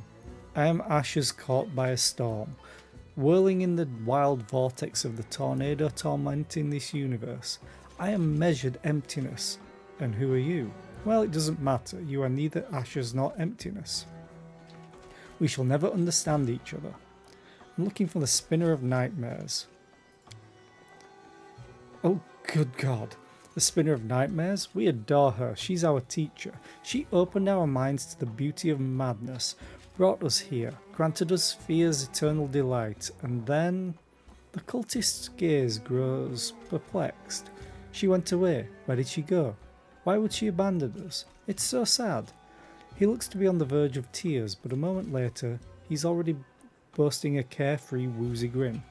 But she left us so many presents. They're all in her caches. Oh, so many all around here. I don't know what that thing is. It looks like a dried human brain, but it has plenty of sweet horror in it. What are you doing here? We enjoy the silence and darkness of oblivion. We give each other quiet. We share our grains of truth, scattered in the endlessness voids of our minds, and we'd be glad if you didn't interfere with this process. Yes, you do, pay up. Sighing with frustration, the cultist empties his pockets and clumsily slips his coins into a little bag, which he hands over. This is all I have. I don't remember how much I owe you and for what, but I hope it's enough. We have nothing to talk about. 150 gold? I don't even remember what he was talking about, but I'll take the money. You are right. A great truth has revealed itself to you. We have nothing to talk about. Words are nothing. Words are barriers between our minds. Only a union of feelings matters. Okay. I don't think I can fail these. I know I can't fail the perception. 29, 28. It's law, religion, and law, nature. I can't fail that because my minimum roll is a 29. Knowledge world, easy. Knowledge arcana, even easier. Perception, I have... Oh, I don't have a Ruchelet. Ooh. Plus 33 on you. So never... Plus 38 on Darren. Okay, not a problem. Knowledge world. The bookshelf is a popular choice for a stash. The pages of several books are in fact cut out neatly, but the caches are empty. A magic figurine used to conduct mind-manipulating rituals. The backside of the altar conceals a small indentation for a cache. Unfortunately, it's empty. Ooh, hello. The sheets are covered with embroidery that can be folded to form magical runes. They were probably required for some magical sexual pleasures of the Spinner of Nightmares. The Spinner of Nightmares' cache is securely hidden, but not so well that a careful search can't uncover it. Oh, we have the notes, but I'm going to read it from here. Oh, not price. Wait, that's what? Okay, did not realise I still had that. Well, I did, but this is what I want to read. Darren, god damn it! This was 3 last I checked. Now there's 6. Chaotic notes in nearly illegible handwriting. One phrase stands out. Sometimes I regret that I can't finish this endless game of cat and mouse with Hilo, but I took away his daughter and he will stop at nothing in his quest for revenge. Time after time he finds my trail and tries to catch me. I feel sorry for him. He's a decent man and I'm probably partially to blame. If we could talk, I could probably make peace with him, but he won't listen.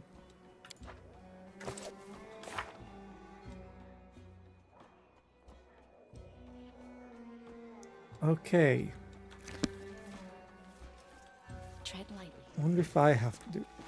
Okay, Darren, you're just going to stay there. Fine.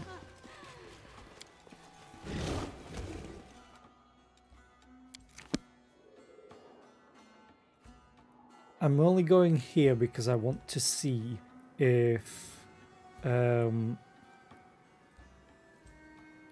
can send the note back through whatever interplanar postal service they've been using in the Pathfinder Society.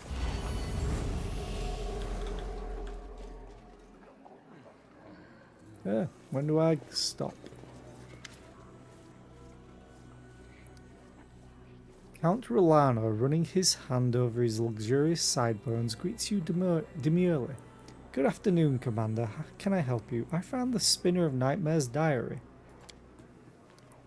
Christoph smiles dryly. I'm sure that Hiller will be thrilled to learn of your discovery. I hope, however, that it will not encourage him to launch another suicidal raid in pursuit of the Spinner of Nightmares' head. If he finds his death, I hope that neither you nor I will be accessories to the horrible crime. Sometimes I fear that by keeping Hiller free, we are enabling a person obsessed with revenge, one suffering from a severe mania.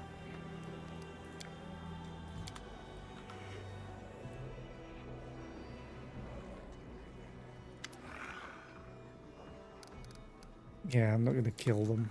Do I need to do anything else with you? No. Okay.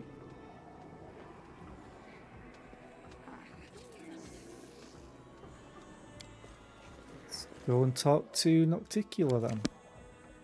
Oh, I kind of want to take a Ruchelet though. So we need to go back to Nexus.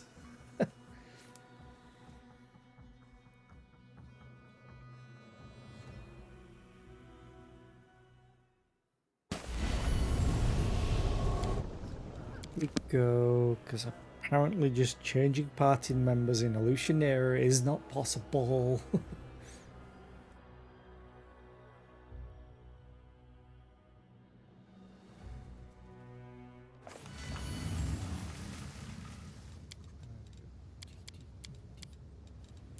There we go.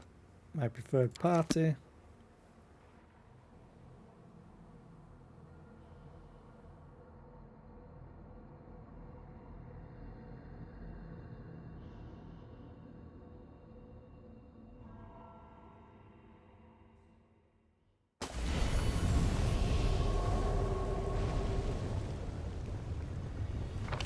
I feel like there should be a lot of stuff down here.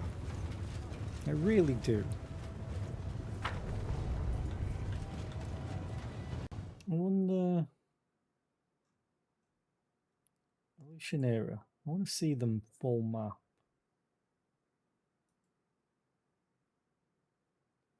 Upper city. Nope, there's nothing there. Okay, I'm gone. let's go across here. I have Ember in the party, that's all I need for this. I need to do this when I get back.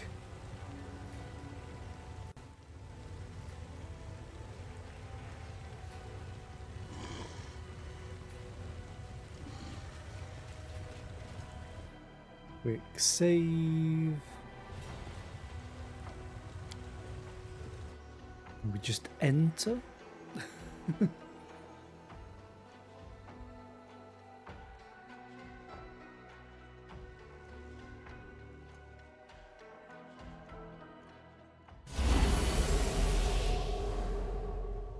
Okay.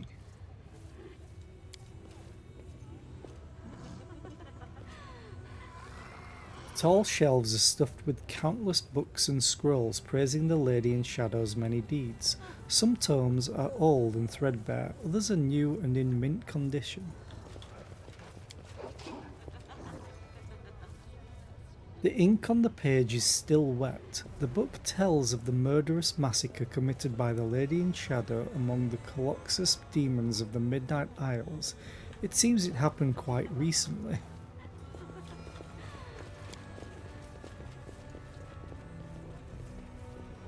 The Lady in Shadow's library is called the Vault of Graves.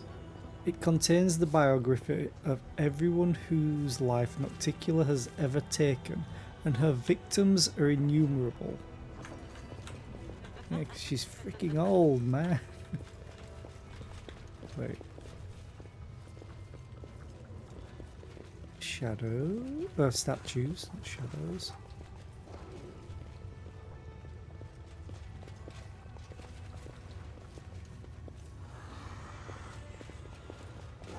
This is cool.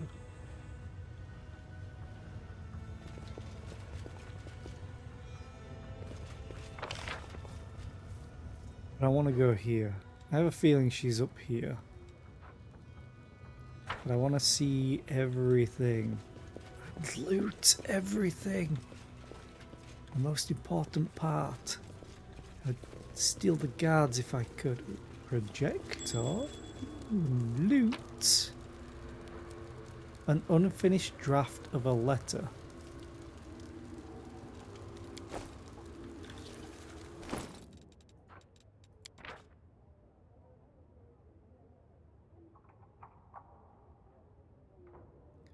Okay.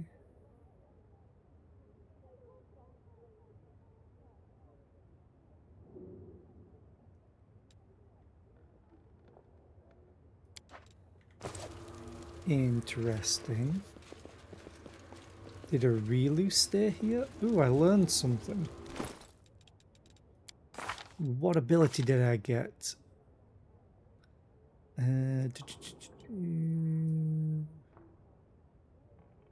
Unfinished draft of a letter.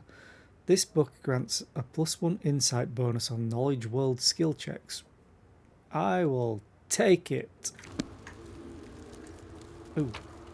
Another Midnight Bolt. Awesome. This is definitely a Relu's place.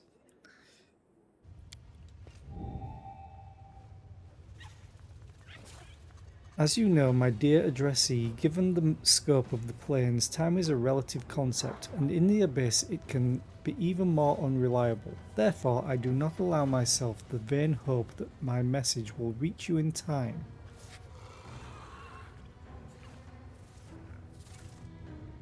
You must save us, Obi-Wan Kenobi, you are our only hope. Okay. Your final question was about the possibility of a complete awakening of the memories of a mortal life within a soul that has already passed through Pharasma's judgment.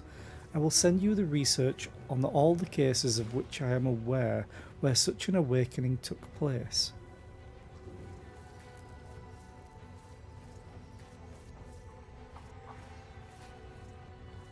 I like it how they give so much time for these talks, but not in cutscenes.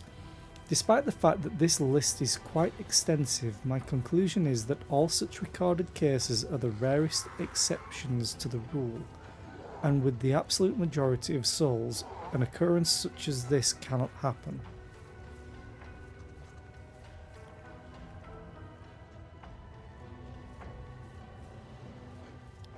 Both the wonder and the tragedy of mortality lie in the fact that there is a certain moment after which the process is final and irreversible. The essence that departs the judgment of the Lady of Graves is no longer what it was in life, and we, as scientists, must account for this in the system of knowledge we are constructing.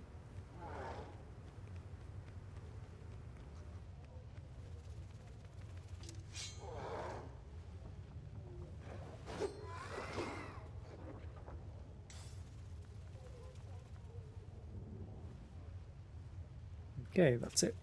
Follow my steps. Ooh, hello. Careful now. More loot. Lexicon of Paradox Part 2. A letter in small handwriting.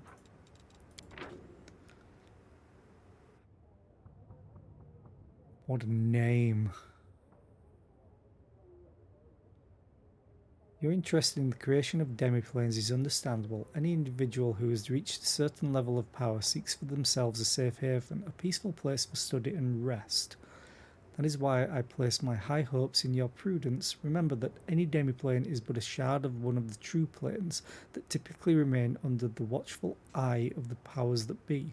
As such, I do hope that you haven't incurred the wrath of any of the powers that hold sway over the fringe you've subjugated.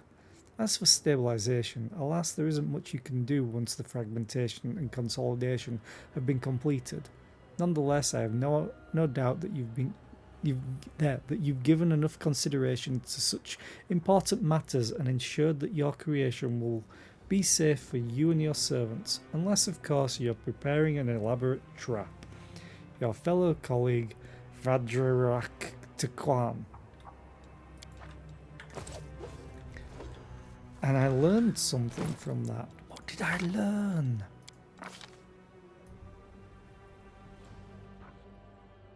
Knowledge Arcana skill checks. Okay. Books written in multiple languages. The titles can be translated. Are dedicated to research into the nature of souls. Pile of sketches. The drawings depict fragments of various rituals that led to the opening of rifts and portals. To the other side. Ooh, 2 doors. And a succubus that are now leaving. Odd. But I won't question it because of the loot. Oh, are they coming back now? Let's head out. Or one of them did. Gotta get all my loots. All of them. I sense something. And the hidden loots. Camellia, please unlock. I hope you appreciate this. Ooh, dinosaur bones. Nice. Scroll of mirror image. Sure. I am helpful. Yep. Am I not? An emerald. Okay. Nothing else seemed to trigger. How close are we to the next level? Ooh. like 74,020 XP. It's actually not a lot of XP at these levels. I did read that, didn't I? Yes. Okay, there's something I want to try. So quick save. Lexicon of Paradox Part 2. Use. The letters written by the hand of Arilu Vorlesh appear to have a life all their own. A moment's inattention and they begin to disperse, changing shape and moving toward the edge of the page as though they are planning to leap off. And there's an ad playing, so I'm going to have a quick snack and a drink while that's playing. Be right back muting.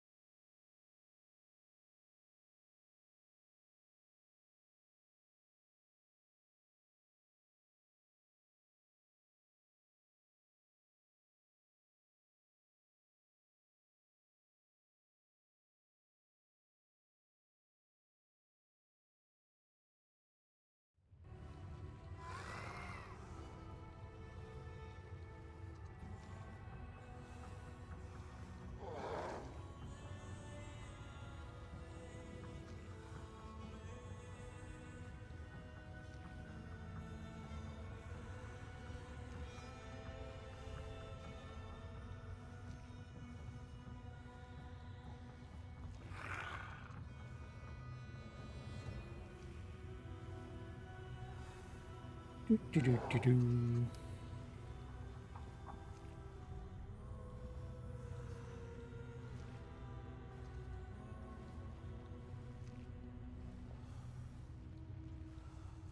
Oh, that's what I wanted to check as well. Endings. The secret one. Between the 15th and 21st of Gosran, month 4. I think, because this is the current day.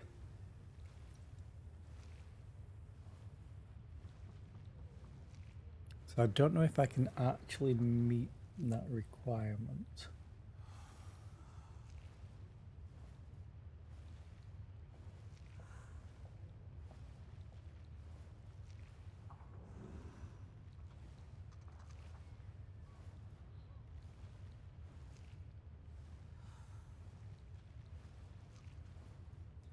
Okay. The commander lays the second part of the Lexicon of Paradox next to the first, and the movement of the letters becomes more intelligible. The lines of both parts now seem drawn to each other, straining to unite and form new sentences.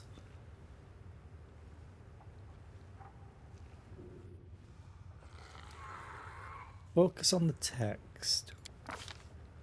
Selena's attention focuses on a couple of words that seem to have only just swapped places.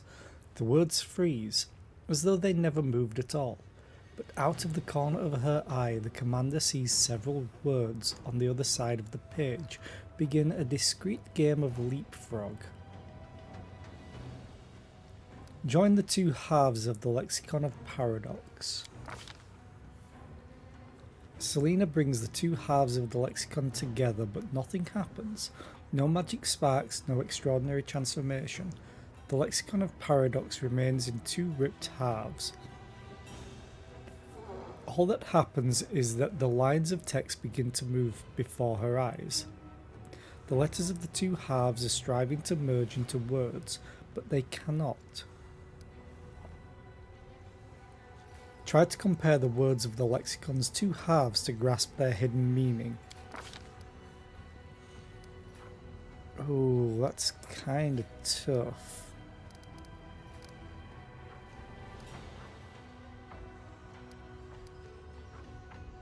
Nine, 6. That's the best option that I have. 6 difference, I think, because that's 9. That's 12. As soon as the commander's thoughts turn to the lexicon's hidden meaning, the words begin to move faster before her eyes. The frenetic motion of the words brings to mind a wasp nest that has just been kicked. The words arrange themselves into sentences. The phrases begin to make sense, but it is a trap, a snare that will force the uninformed reader to set the book aside. The lexicon fights back against the commander's efforts as if issuing a challenge. Can Selena unravel the secret knowledge enciphered within it? Gonna try. Knowledge Arcana. I need to roll a 6 or higher. I rolled a 9. It's almost a 6. The commander easily passes the calculations laid out by the architect of the world wound. The formula on the lexicon's pages dwindle and bleed away, separating from the flurry of phrases. Oh god, I have to do all of them. Focus on the calculation to determine the most convenient location to open a new rift in Sarkoris. Focus on the description of the anatomy of the mythic creatures.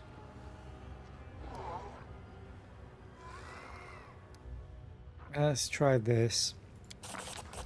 Succeeded. I rolled an 18. I wish I'd have chosen law religion. An uninformed reader might drown in the anatomical descriptions of the mythic creatures, but Selena easily isolates the relevant phrases from the hive of words. As if realizing that their efforts are now moot, the decrypted phrases decamp from the frenetic flock of letters. Let's try this. Focus on the calculation to determine the most convenient location to open a new rift in Sarkoris. Oh, another 18.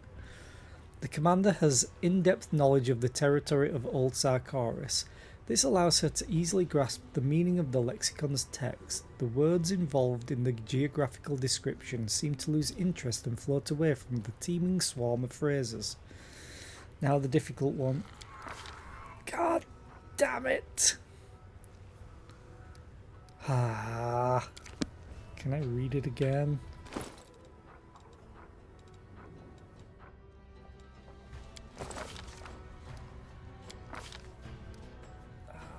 Damn it.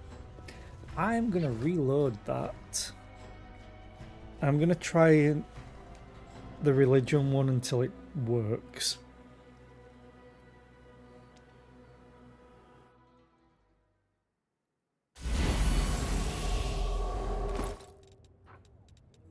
Use, focus on the text, join the two halves, try to compare the words, religion, success.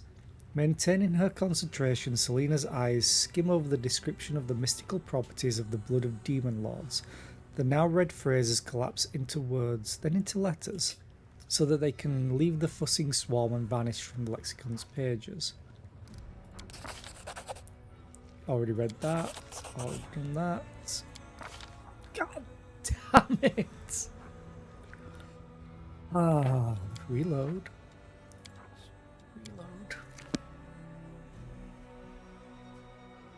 Really want to complete that one.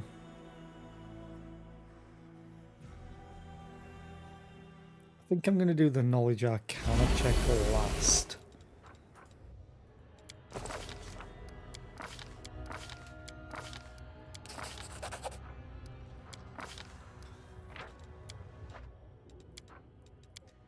Yes, I'm save scumming a lot for this.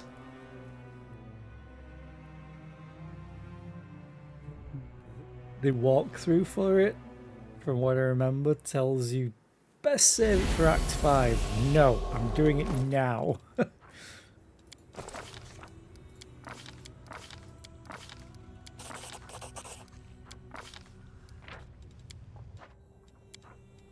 Will be mine.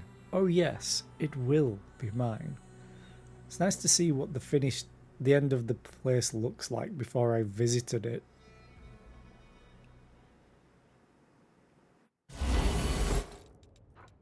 Book use.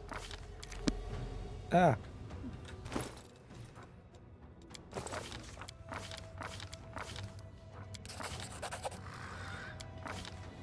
Really?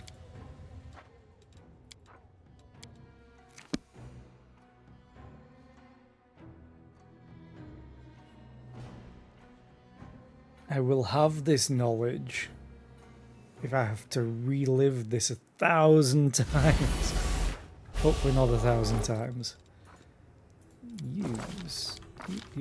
You. Fail. That's the most difficult check. Oh, I have an idea. Hang on a minute. I'm being kind of dumb. I can get a bonus to this very, very easily. And wisdom. In fact, hang on. You are wisdom.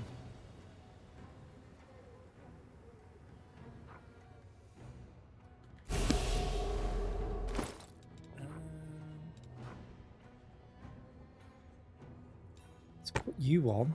Gives me a bonus to wisdom. Are there any things that give me a bonus to the checks?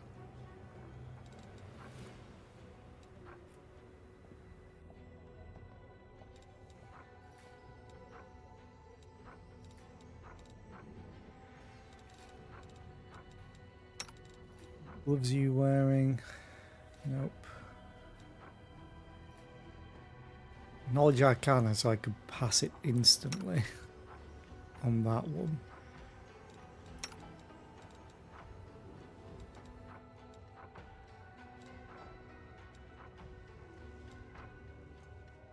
Perception's not used. Stealth's not used for this.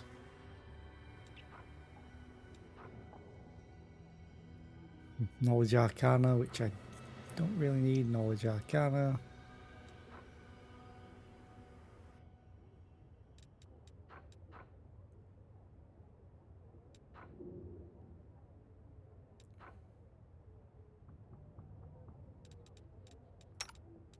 Do have Knowledge World.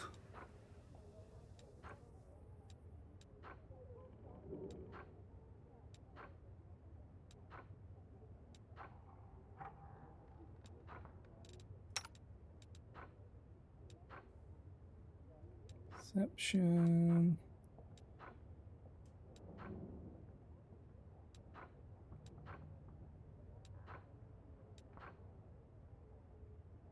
Law Nature. It's the religion that I was having problem with. Mostly.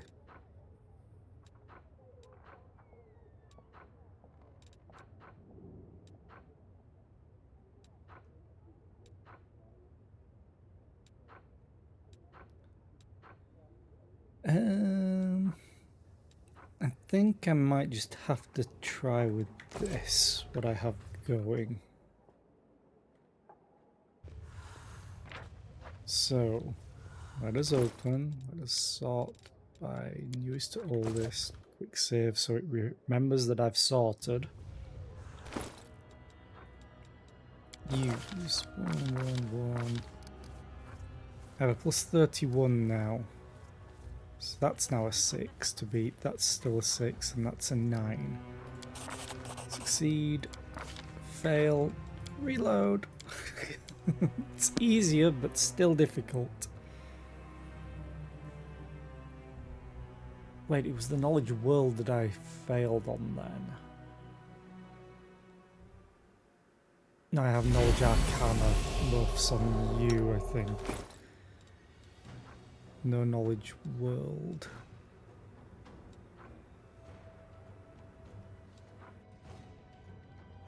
Yeah, it's all knowledge arcana. Unless it was on you. Knowledge world. Quickly swap gloves a second. No, I need to find them.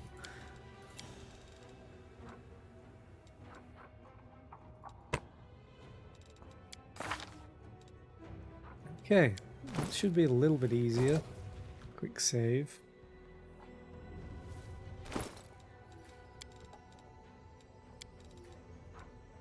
Use 111. You. Why? Oh, I was one off. God damn it. All this setup.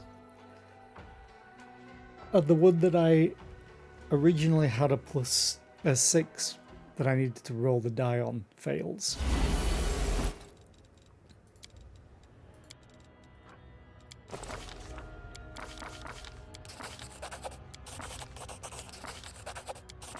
Yay, finally. How good.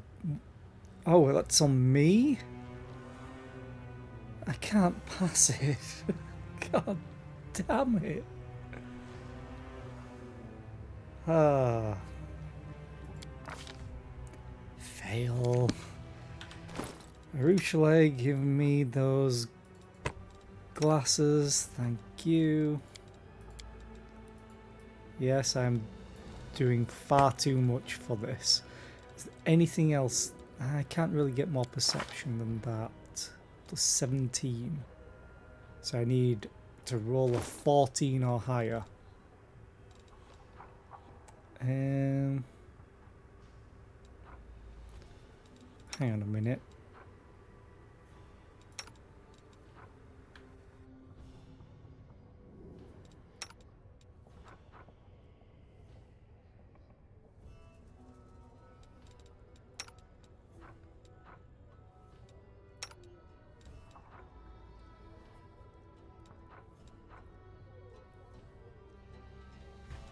I'm sure I had a special item that could grant me a bonus to any skill checks, like once per day. But maybe I left it somewhere. That's a competence bonus.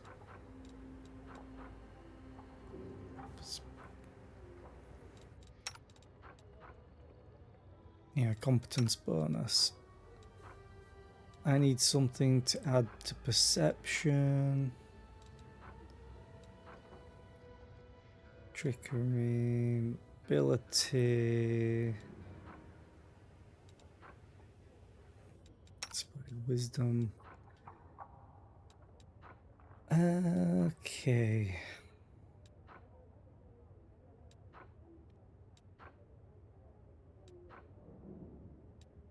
Don't think I'm going to get anything more to add to perception.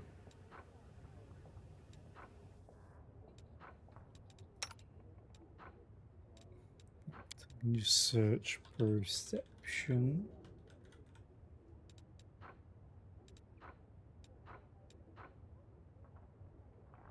Competence bonus.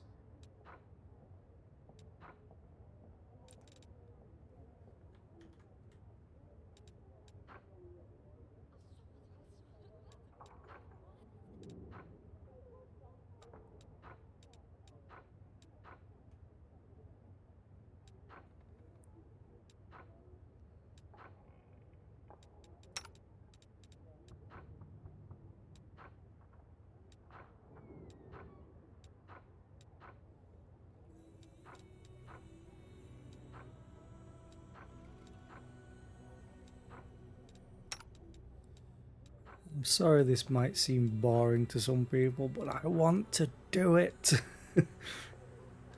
It will be mine. Taking it as a challenge that I have to re-roll. Fine. So, date. Quick save. I think this is the best that I'm going to get to. Unless there's any spells. Hang on, one moment. That's fine. +4 morale bonus on attack roll, saves, and skill checks. I have a +2 morale bonus right now.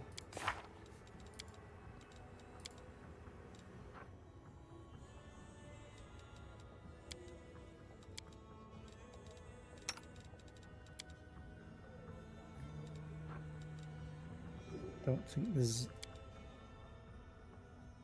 I should probably stop checking with you in particular because you're not a spontaneous caster, so it doesn't matter.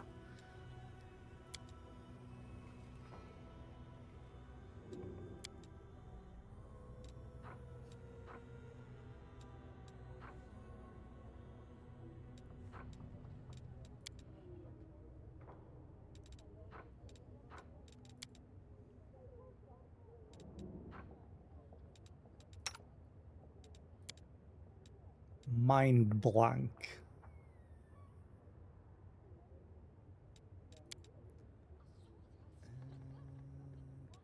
None of those. None of those. Feeble mind, no thank you.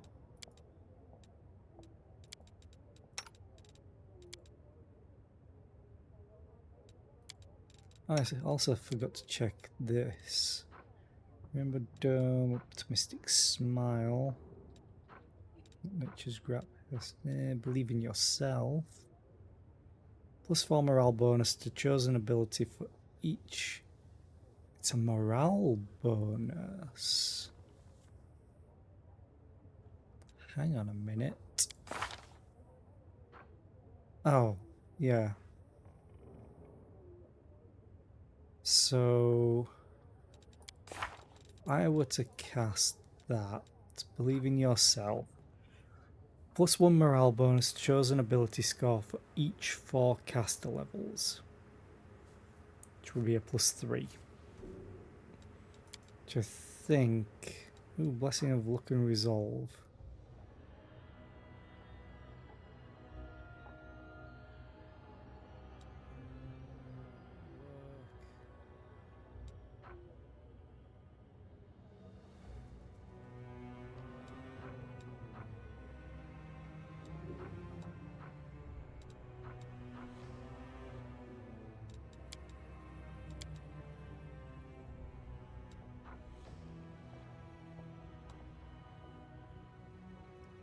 Okay, I guess I'm casting on myself Greater Heroism. In fact, what am I doing? I don't have any buffs on at all.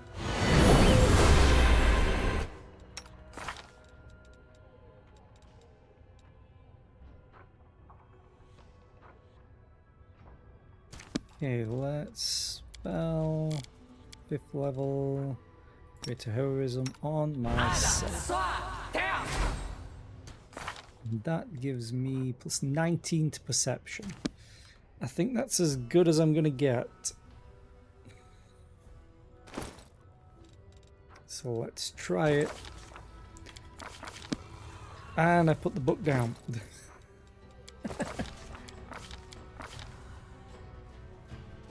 Wait.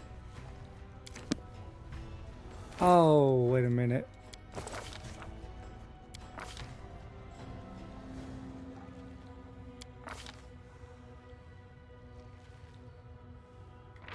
I didn't reload properly.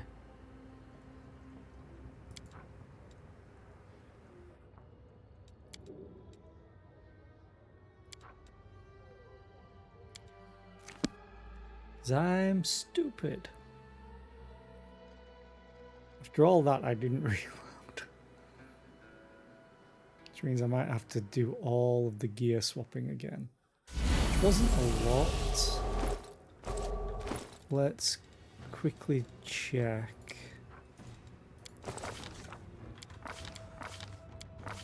Okay, that's fine. Can I go back in? Oh, I could only do it once. Okay.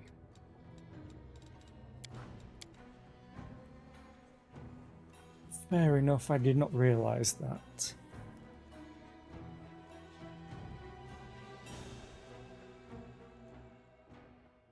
So I need to do the... First, let's do all my buffs. And I need to go to Maruchale, take those off. Darren, oh, I've already done the gloves. Yes, I've already done the gloves. Now I should have my plus 19, all of these buffed. Yeah, because I've got the right hat on as well. Okay, quick save now.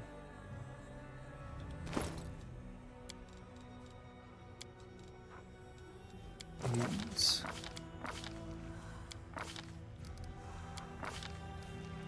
Immediately fail.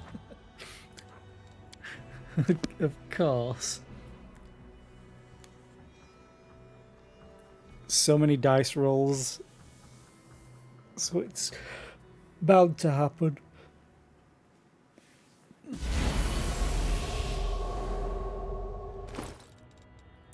Let's do this real quick though, then we quick save. Then we try 111.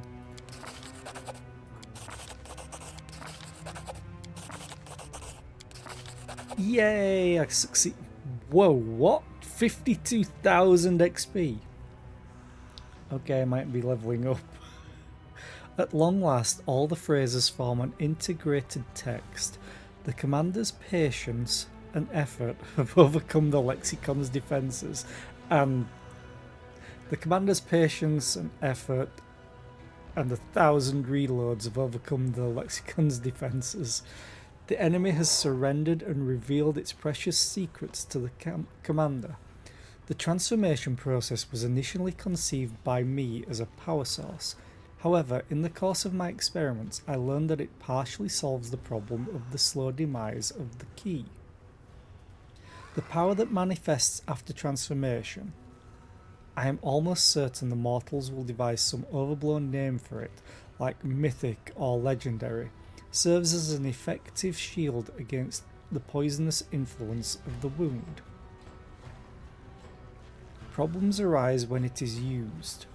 When the power is expended, for instance in combat, the shield is weakened and the infiltrating emanations of the wound strike the key, wounding it and robbing it of its life force. This problem is immaterial in comparison to the second. The power increase after transformation is not infinite, nor is its protective effect. I managed to stave off the death of the key for several decades, but even despite achieving the extreme level of power bestowed by the transformation, at some point the key's protection will weaken. The world wound will prevail and consume the soul of the key. I must admit that my research has come to a dead end. I have developed the power of the transformation process to its very limit, and I have failed to find a way to completely cure the wound's effects, except for extreme measures. At this, the secret writings of Arilu Vorlesh come to an end. Whatever their significance, their contents will undoubtedly be of use to the commander in the future. As if reading the commander's thoughts, the lexicon separates into two halves once more. And you could scroll, but it just gets the bottom half of your XP.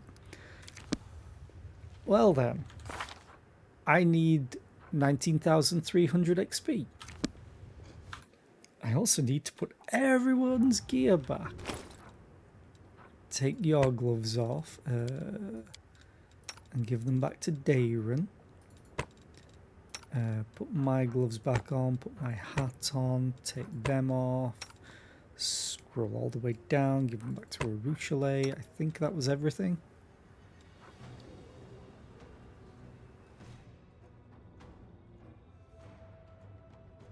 I think. Guess we'll find out. They separated at least. Oh. Okay. Quick save that, so all the gear is in place. That was way too much time spent on deciphering something that I could have waited to do. But I wanted to do it now. Greetings. Okay, a stately shadow comes toward you. In its hands, a small mirror sparkles and shimmers with an unsettling light. Greetings, Selena. Huh.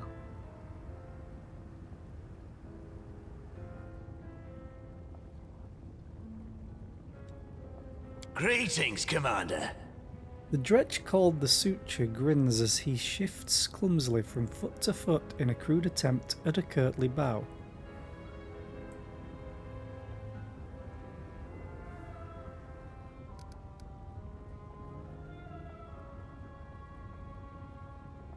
Oh, I didn't pass the perception check needed?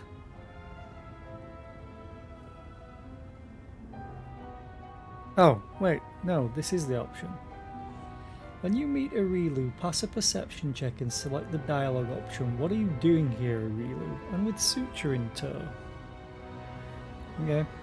The Suture is my servant. I did not expect him to rush into the abyss after me, but I have allowed him to remain with me while I take care of some business.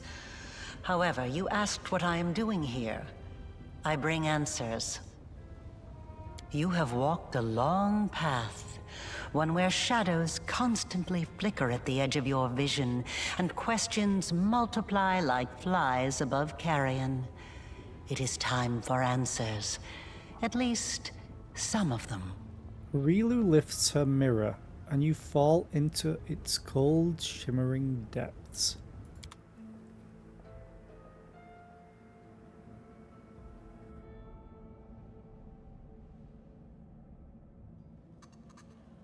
Day 16, Aridus 4715. Experiment, transformation. Subject, let's skip that. Objective, to embed the essence of a Nahindrian crystal in the soul of the subject. Expected result, the essence will coalesce with the subject's soul, which will ready itself for total transformation, triggering the concomitant powers. The time has come to put my plan into action.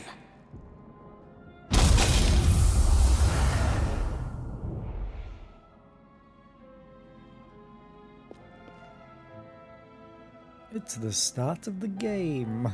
You are my creation. Your power was my gift. Now you know.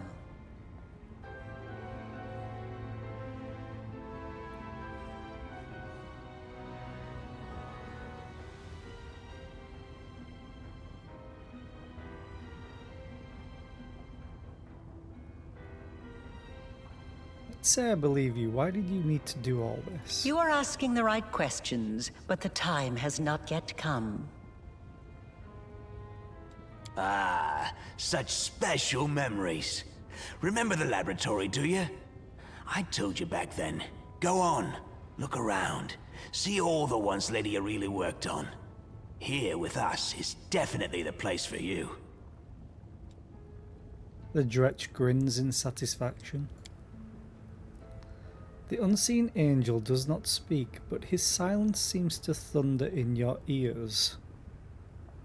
Your power is of the same kind as that of Nulkineth, Jeribeth, and the other demons that you have met. The power of the Nahindrian crystal dissolved into the blood lies within your soul. I have already hinted at this to you once before, when I left the essence along with the lexicon of paradox in my old laboratory. and ordered the suture to make sure the gift found its way into your hands. But there is more. Do you remember when you were taken to Canobris with a wound that would not heal? Do you remember how Terendelev apparently healed you? That was merely an illusion. The dragon was only able to temporarily dull the pain. In fact, it was I who saved you, when I came to you in the caves and implanted a crystal within you. No, saved is not the right word. Your wound is still not healed. That is why your wound weeps blood from time to time, every drop of which burns your enemies.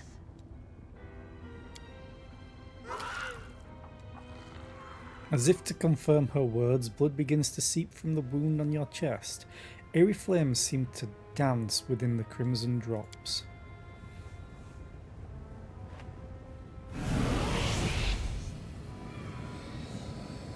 This is pure essence of Nahindrian crystal. My invention is far superior to the crystals used by Xanther, which were barely refined at all. It will give you new strength, and help you to overcome the wound that still slumbers within your soul. Take it. Take it, and you will see that this is the very power that has lived in you since the Battle of Canobris. I'm actually going to reload because I want to double check something, because I want to get this all right.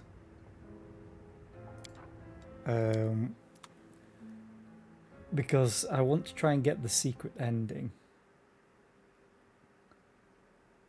And apparently this is required? Maybe? Selena deals 1 damage to Ivory. What?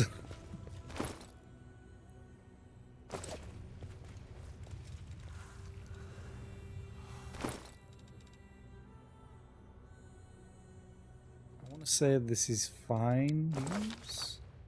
Reread the secret writings. Okay. I'm gone.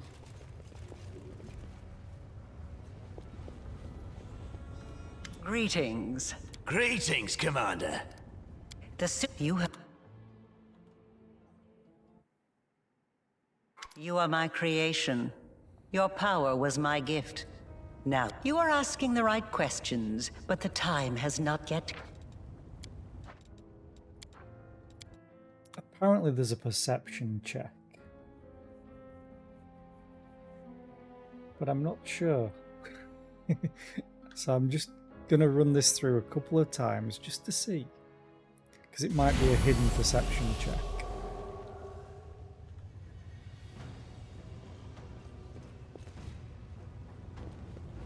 Greetings. Greetings, Commander. The suit you have. You are my creation. Your power was my gift.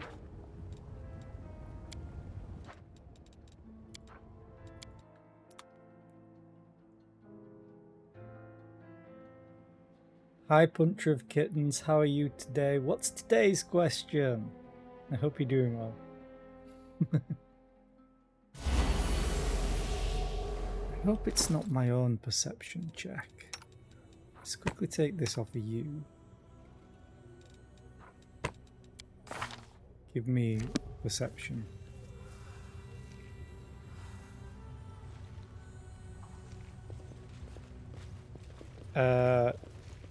I mean, technically, yes. We don't call it soda over here.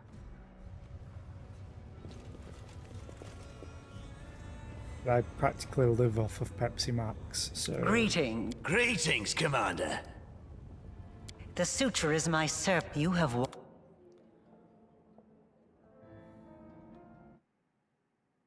You are my creation. You are asked. Your. But there.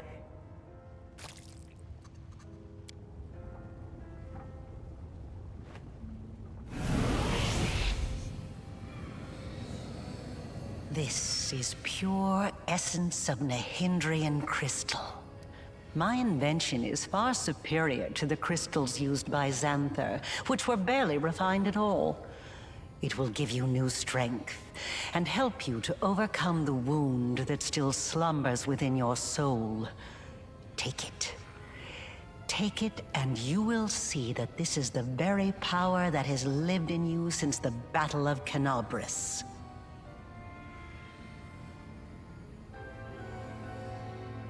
It's not going to work. You need to tell me everything first. Very well, then. Ask your questions, and I will answer.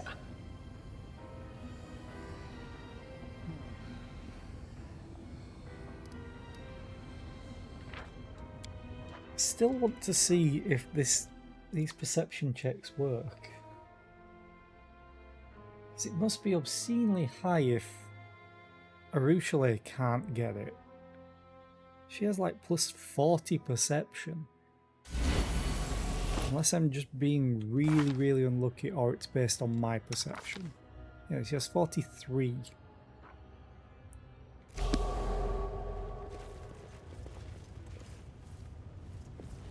Greetings. Greetings, Commander.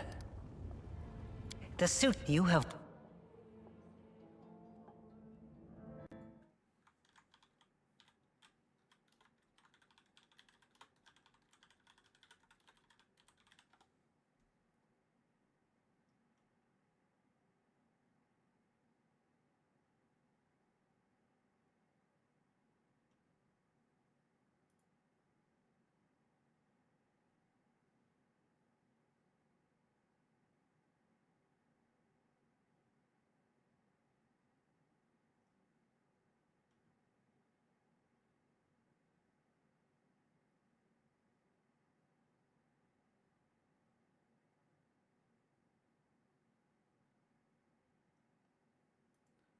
Um,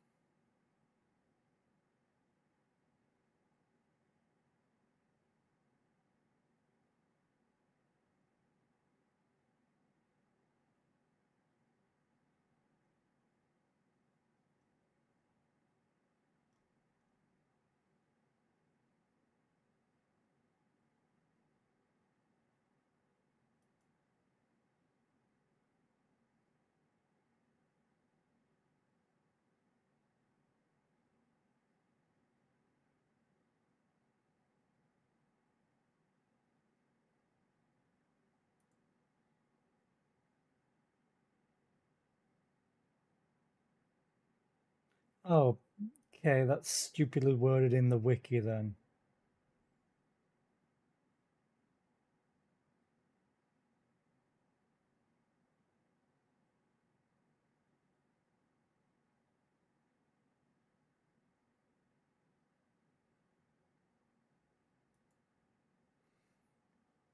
Okay, the perception checks are later in the dialogue. That's why they're not popping up now.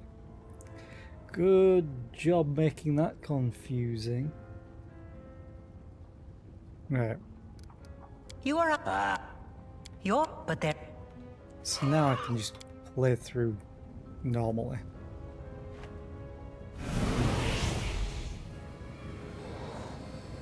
This is pure essence of Nahindrian crystal. Yeah, My that's not going invention to is work. far You need to tell me superior to the everything crystals first. Very well, then. Ask your questions, and I will answer. What is this wound in my soul? How dangerous is it? It was my mistake. My failure. I failed to... The tale is too long to recount here. Your wound is a reflection of the world wound, in a way. It is very dangerous, even if you do not yet realize it. It is not a disease, but rather an abscess, which will one day burst and kill you. It cannot fully be healed until the world wound is healed. No doubt you have felt this affliction on several occasions. It awakens when you use your power. It makes you sense more strongly what mortals call the corruption of the abyss. Until the world wound is healed, you will have no peace. You followed me. Like a witch in a fairy tale, I watched over you from birth. From before that, even. And I kept detailed notes. You were chosen and prepared for a special destiny. I am pleased to see that you still wear them. I enchanted them specially to protect you from danger. I'm glad you found my gift useful. Okay. I wondered why I had the braces at the start. Aside from this, I helped you, even when you were unaware of my presence. I saved you and your unfortunate companions when you fell into the crevice in Canabras.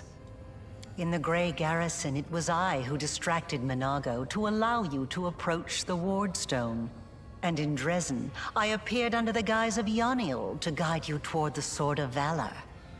And I also left you a present in my old laboratory, and told the Suture to see that you received it. I knew that sooner or later you would find your way there. That place exerts a powerful pull.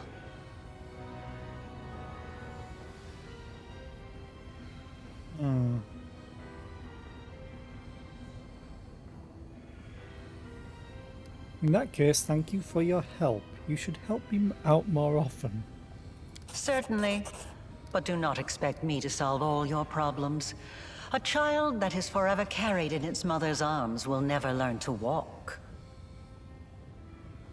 So in the wiki page that I'm looking for the secret ending, when you meet Arilu, pass a perception check and select the dialogue option. What are you doing here, Arilu, and with Suture in tow? Which is the very first option you can choose from, which is not a perception check. And then select, why was that whole ploy with the lab necessary? You even sacrificed your servant, the Suture, for it. Which is this. Which will trigger another perception check. You always have to sacrifice something. I wanted you to go to the laboratory to see with your own eyes what I had been doing and what I am capable of, so it would be easier for you to accept the truth. The laboratory is the place where I prepared your ascent. And the Suture was the only one who I could trust to execute my plan and explain everything. After all, he too once experienced rebirth at my hands. And that is why I was willing to risk his life. So yeah, this guide needs to mention that later on you will get the perception check, not immediately. Look at that, I actually provoked a reaction. That's the second time your expression has changed when I've mentioned the Suture. Now I know the architect of the World Wound is capable of feeling remorse, if only when she sends her Dretch minion on a deadly mission. I see I am not the only one making observations and drawing conclusions. You are analyzing me. That is commendable. Tell me about the Nahindrian crystals. Start from the beginning. Nahindrian crystals are formed from the solidified blood of demon lords. Their properties are not well known, even among the inhabitants of the Abyss. And there are reasons for this. Acquiring the blood of a dead demon lord is very difficult. After a demon lord dies, their body is instantly absorbed into the Rift of Repose. Only the Lady in Shadow knows how to kill them in a way that allows her to preserve the bodies of her fellow lords and transform them into a solid state. That means that Nahindrian crystals cannot be obtained anywhere other than the Midnight Isles. Which is why you're here. Or rather, it was impossible until recently, when I managed to experimentally obtain a crystal from the blood of a still living lord. You saw the result. A dagger made from Discari's freshly shed blood, which I left for you in Canabras. As regards the use of the crystals, that is a discussion that would take time, a very long time. Someday I will finish my groundbreaking treatise on the transformation of Nahindrian crystals, although it is unlikely I will ever publish it.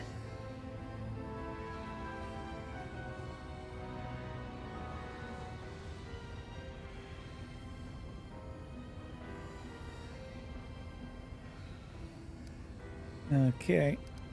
So you figured out how to use the crystals to imbue living creatures with power. Not just any creatures, demons and half-demons. The soul must have a stable connection with the abyss in order for it to receive the power of the crystal. Experiments involving tieflings and mongrels failed because the voice of the abyss was not strong enough within them. Valuable information. The Order will be interested to learn this. What have you done to my soul? Your soul? I changed myself by knitting my soul together with the essence of the abyss. And I changed you. Do you remember the fits of rage that began shortly after Discari's attack on Canabris? This is how the second half of your soul manifested itself. Not yet fully aware. Not yet awakened. It's a pity you did not choose to let your demonic nature take hold. The result would have been most impressive. All those arrogant crusaders, those knights with their eyes ablaze, those pious priests. They have installed at the head of their magnificent army a scion of the abyss, the creation of the architect of the world wound, whom they so revile. It's strange to see you here in Nocticula's palace. Who do you really serve? Discari? Baphomet? Both. And neither. I have served both Discari and Baphomet, and not merely as the lowest in the pecking order. But I do not think you'll be surprised when I tell you that to me, both of these mighty lords are merely convenient temporary sources of power. And their time is almost at an end. But the Lady in Shadow is different. She is the preeminent ruler. Soon you will understand this for yourself. My power is different from that of Jeribeth, Nulkineth, and the other demons. Yes, because I taught Xanther and the other servants of Baphomet and Discari the earliest version of this transformation ritual. I spent decades perfecting it until I obtained the power that I gave to you. Power in its most purified form, cleansed of the filth and chaos inherent within the original blood of the demon lords. Your power is as pure as thrice distilled water, but it resonates with other powerful sources of supernatural power, such as the Sword of Valor. And your power can change. You must have realized this already. You have shaped my gift into a form that you yourself have chosen. You are seeking answers, trying to understand the crux of the matter. That is good. What I want to know is this. What do you want from me?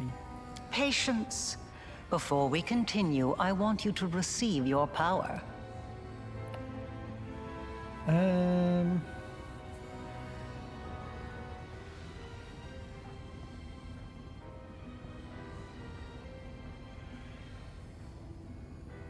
Power is kind of like loot.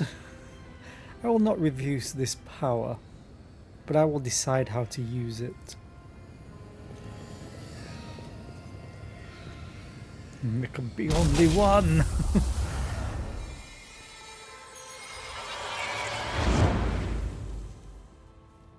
You touch the essence and the power, so familiar and clear, flows through you like a river.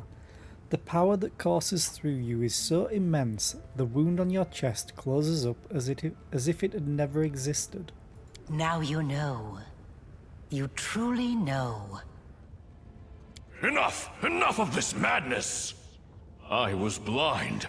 O Lady of Heaven, how blind I was. I saw holiness in the half-fiend's creation. Away! Away from this festering hole!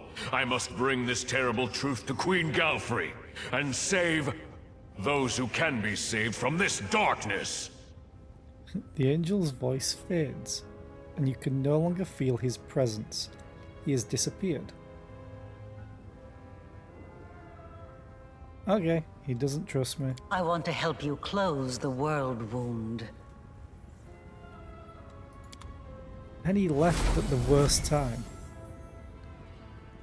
Arilu's words are cut off by a quiet laugh. Sitting on the throne that was empty just a moment ago is none other than Nocticula, ruler of Alushanera and the Midnight Isles, a powerful demon lord and the one they call Our Lady in Shadow.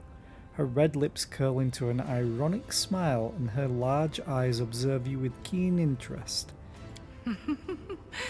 You were about to say, we are going to close the world wound, weren't you, Arilu? I see no reason to continue deceiving this mortal. Now, I am convinced that she is quite worthy of serving me. I will even reward her with a modicum of knowledge about the events in which she is about to take part. Greetings to you, Our Lady in Shadow. It's nice to see that even surrounded by mortals, you haven't forgotten who your mistress is, Arushale. You may rise. I didn't mean to. I don't know why I did it. Rushale stands up awkwardly and looks at Nocticula first, then at you with a stunned expression. I have too many questions. I demand answers.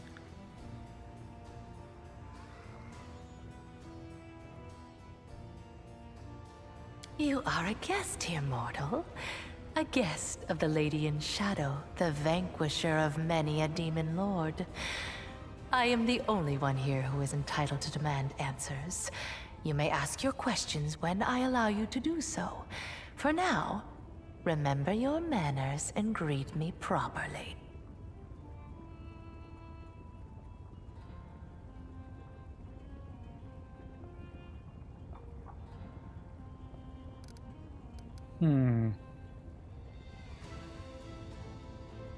Yeah, I'm not afraid to fight you. I really should be.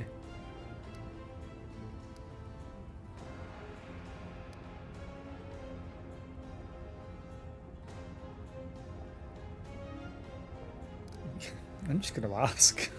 You've been sitting on your throne and listening to us this whole time. Naturally. I am in the habit of observing my servants and guests while remaining unseen. Their private thoughts fly most eagerly from their lips when they believe themselves to be unwatched. And secrets exchanged in whispers are often invaluable. I'm so tempted by this option.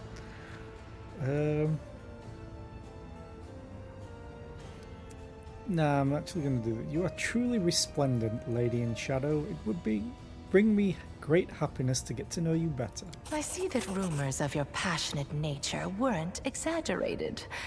I have heard some rather impressive tales of your escapades.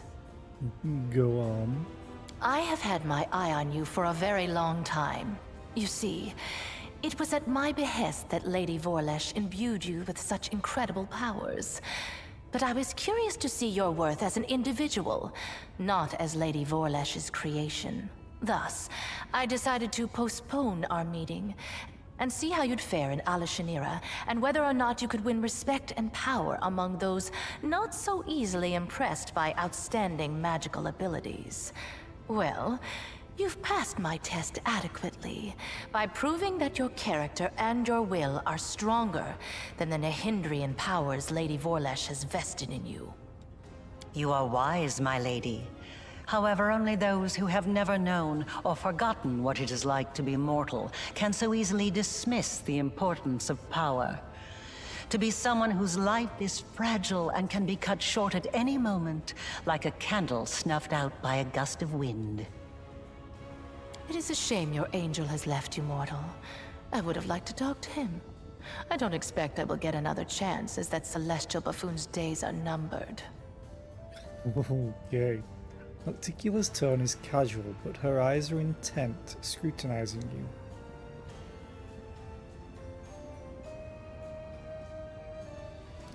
You were able to see the hand of the Inheritor despite all his enchantments? The herald of that upstart goddess? Here. Yes, although his defenses were quite intricate. A commendable precaution on his part, as word of the hand of the Inheritor descending once more into the abyss reached the Echo of Discari almost immediately.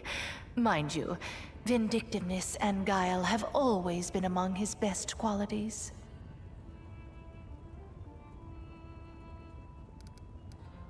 The Hand of the Inheritor told me his magic deceived the eyes of all evil spawn of the Abyss, but not yours. Perhaps you don't know everything about me yet, mortal. Perhaps you made the same mistake as many before you, and many who were more insightful and more powerful than you, by presuming to know what to expect from the Lady in Shadow. Tell me about the Echo of Discari.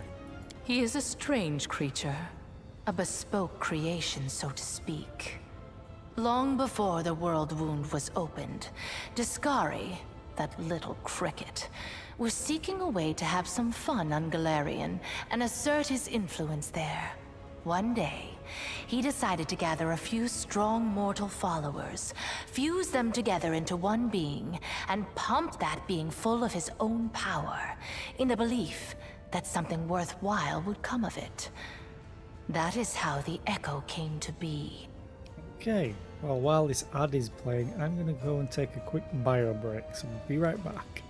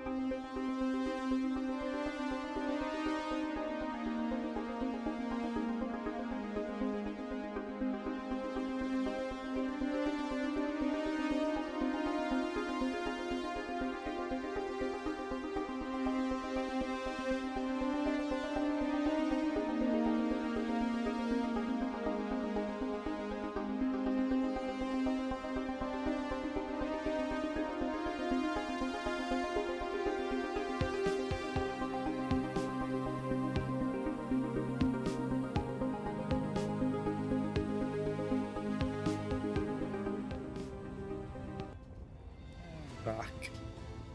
Just in time.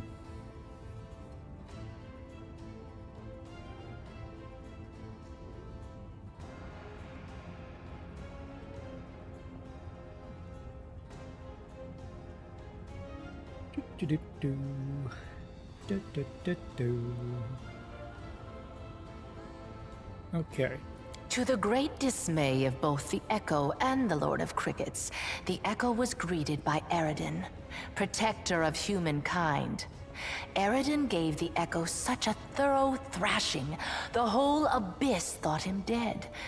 And yet he was not. Cricket, the younger, is alive and well, though I cannot say the same for Eridan. But the Echo remembers his humiliation still. He hates anything and everything related to Eridan, especially his inheritor, Iomedae. Her heralds, her priests, her temples. He would hate Iomedae's pet pug, if she had one. Why does the Echo of Discari prey upon the Hand of the Inheritor? Envy, humiliation, ego. The usual playthings of little boys from all planes and realities. The Echo suffered more than one defeat. First at Eridan's hand, Then, under the onslaught of the forces of heaven, those routes taught him to attack his enemies by stealth, boldly and often, killing and crippling anyone close to the light-bringing goddess. Now, it seems, he has decided the time has come. The Herald of Iomade himself is in the Abyss alone, without a retinue of lesser angels. I see. He's an interesting little bird, that angel. Before he became the Herald of Iomade, he served Regathiel, the General of Vengeance. I've always found the fate of that Imperial Lord to be quite fascinating. Did you know that the father of the Upper Plains' top military leader was a devil from hell? Regathiel had to achieve many feats to redeem his unholy legacy in the eyes of the other Imperial Lords. But he did. A remarkable tale, is it not? Yes, because this means that Arushale could technically be redeemed as well. Of course, not all your actions in my realm have been commendable. By destroying the flesh markets, you've harmed my city and impoverished my realm. They attacked me.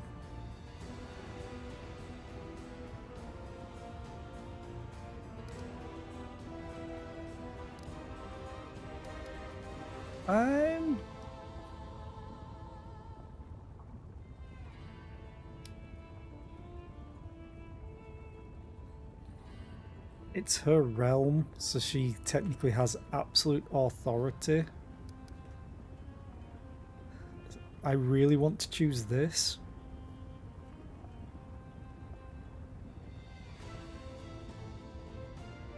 But technically they attacked me because they took Ivu from me. And then they responded in kind.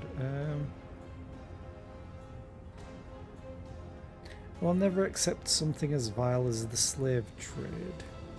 You've just arrived in my realm, and you're already trying to dictate your own rules? As I recall, when demons attempted something similar on Galarian, armies were raised, and mortals fought to the death to stop it. I can scarcely believe it myself, but I will be gracious and show you mercy. I am a hospitable ruler. Your conversation is interrupted by a concerned-looking succubus who silently approaches Nocticula and then begins fervently whispering into her ear. Nocticula's expression turns hard and cold. As Nocticula ponders the new development, the messenger makes eyes at you playfully. You recognize those green eyes, except they were awash with pain when you last saw them, their owner bleeding out in the caverns of the Nexus. The succubus smiles slyly and gives you a wink. Another island, another loss. Enough!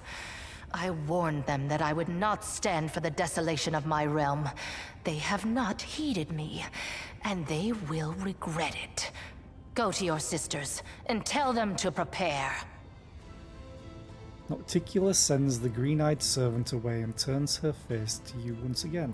That green-eyed succubus, I know her. Yes, you've already met Laulia, my talented assistant. I've heard she was very convincing at acting out her tragic death in the mines of the Nexus. As you can see, I've been watching you since your very first moments in the Abyss, and even a little earlier. I value servants such as Laulia. She stayed in character, even when you had decided to finish her off. Your merciful decision has left a lovely scar on her beautiful body. I have prepared a beautiful intrigue that will topple many of your enemies and seal the world wound forever, ending the threat to Galarian. And you have the chance to become part of that intrigue. My companion, Ember, would like to speak with you. Ember? So that's her, then? Well, approach.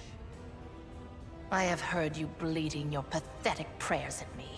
You have some nerve addressing me with such nonsense. Did you think I would simply repent? Renounce my status as a demon lord?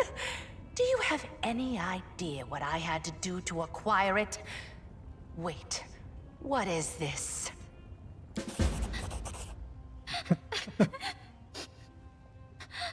Tears are rolling down Ember's cheeks as she sniffles noisily. She presses her maimed hands against her heart as she stares up at Nocticula. Her fragile form shudders from weeping. Oh, not voice acted, damn it. Aurelia wrinkles her nose in disdain. Why have you brought this simpleton here? This is a Lucianera, not Nerosium. We don't give alms here. I can't stand these noises. Do you think you're the first to try to move me with a display of tears? It only makes me angry. If you wish to speak, then wipe your nose and speak clearly. I know what you had to do to others and to yourself. I'm so sorry. So sorry. If only I could ease your pain somehow. Calm your sorrows. You should hear her out. In my realm, I decide to whom I should listen and whom I should hang. Be quiet. You wanted me to hear the girl out? Then let her babble on until I tire of her. Oh, you fucked up. You're letting her talk. Have fun, Nocticula. So, where were we? My pain? My sorrows? What nonsense are you talking? Don't tell me you pity me. I'm so sorry. You're the most miserable soul I've ever seen. I've seen people burned alive, people being devoured by monsters, people burying their children. They were in pain, so much pain. But I've never seen anyone in as much pain as you. What is this saccharine drivel? What do you even know of me, Nat? I've seen your city. You were the one who built it. It is the way you wanted it to be. It holds all of your dreams, all of your heart, and everyone in this city is suffering. Everywhere, all the time, every minute. All who live here are hurting and scared. If these are its citizens, how miserable must its ruler feel? And this is what you brought her to me for. You think this infantile sniveling is worthy of my attention?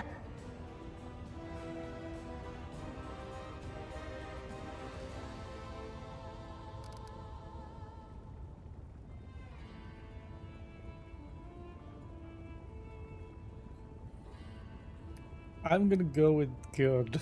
I've seen the truth of her wisdom more than once. Perhaps it would benefit you to listen to her as well. As if I hadn't seen enough sanctimonious bores in my life. So, what do you suggest I do, preacher? Beg the good gods' forgiveness? Devote myself to serving a sword-swinging upstart, perchance? Or that old crone, the moon? No. Gods can't help anyone. They're just like us mortals. Silly, frightened, clueless. You're almost a goddess yourself. You know better than anyone that no one can save you. No one except you. Save me? From what exactly? From yourself. From what you've done to yourself. From the city you've imprisoned yourself in. Listen! You are a queen, but you're the queen of pain and filth. Your realm is a realm of your own suffering. You're almost a goddess. You can do anything you want. So why won't you make yourself happy? You could become the Redeemer Queen.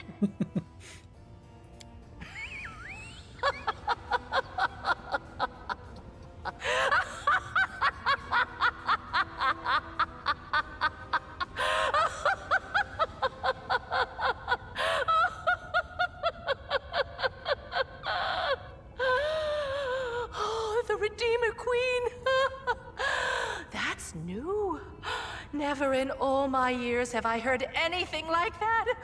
Whew. Well, child, enough joking. Get out of my sight.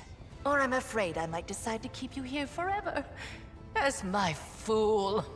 I love the voice acting when it actually is voice acted. Do you think she took my words to heart?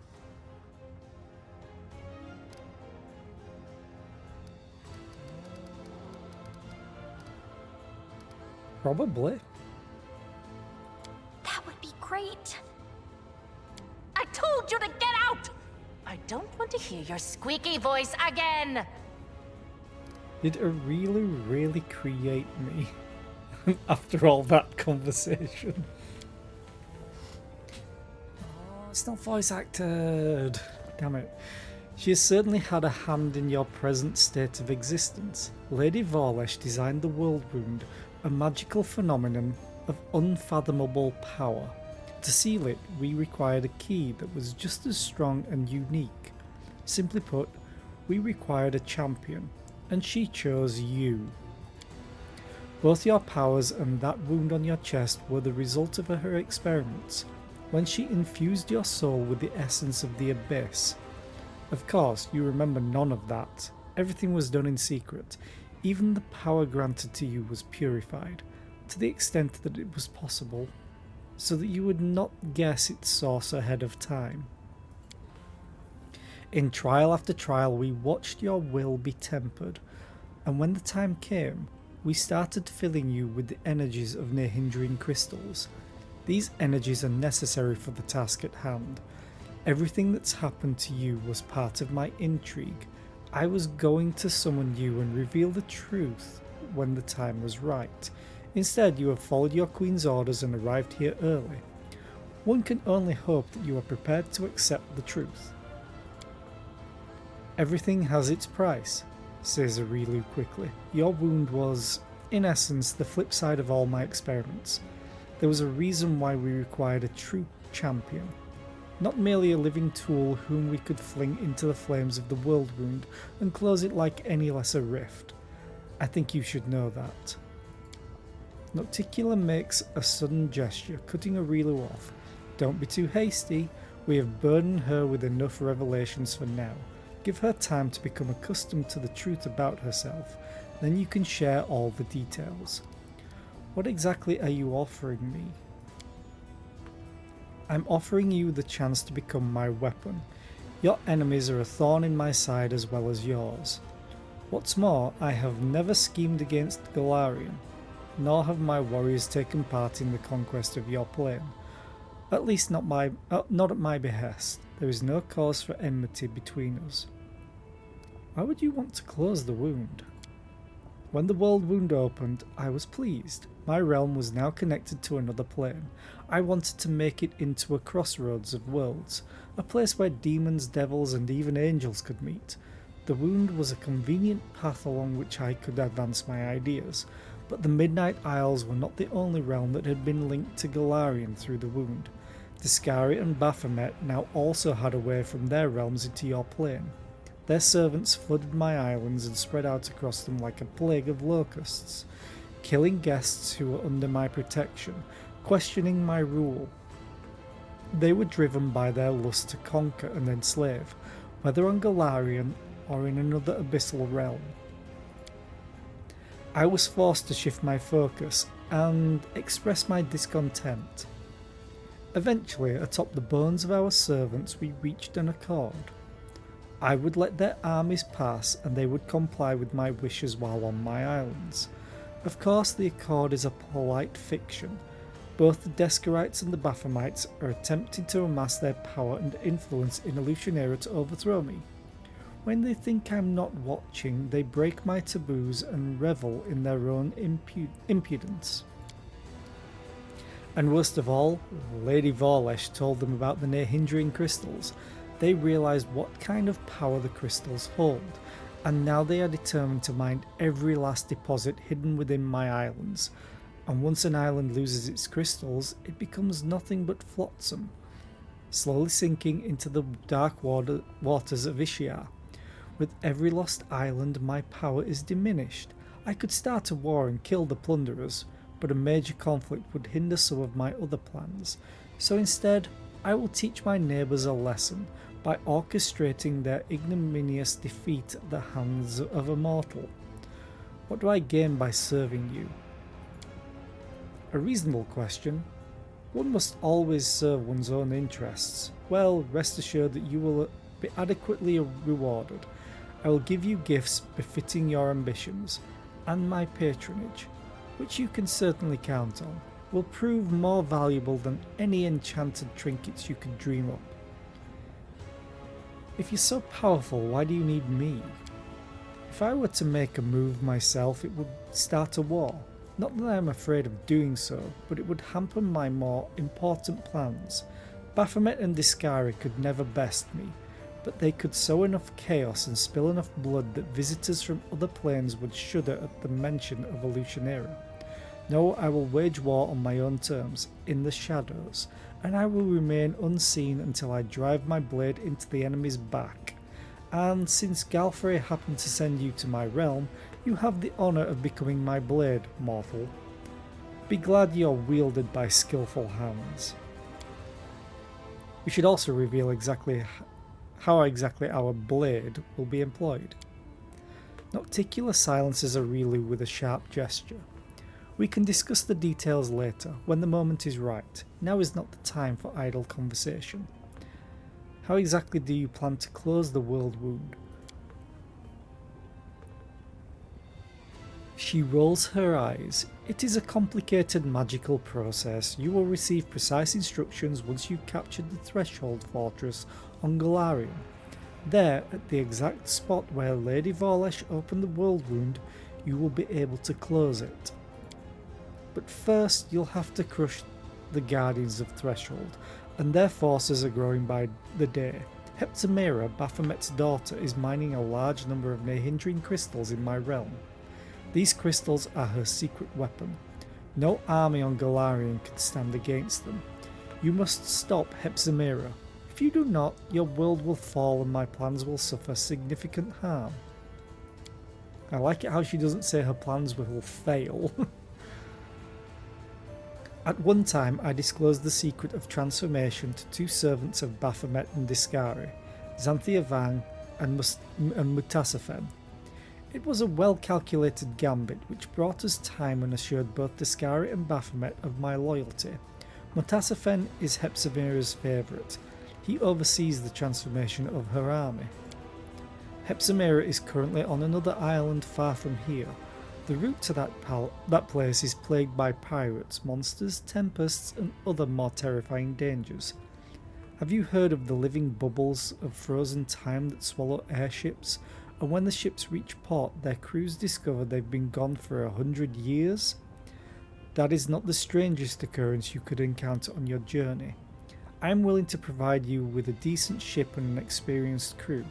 If you kill Heptamera, it will stop her sinking any more of my islands, but without giving Baphomet cause to declare war on me.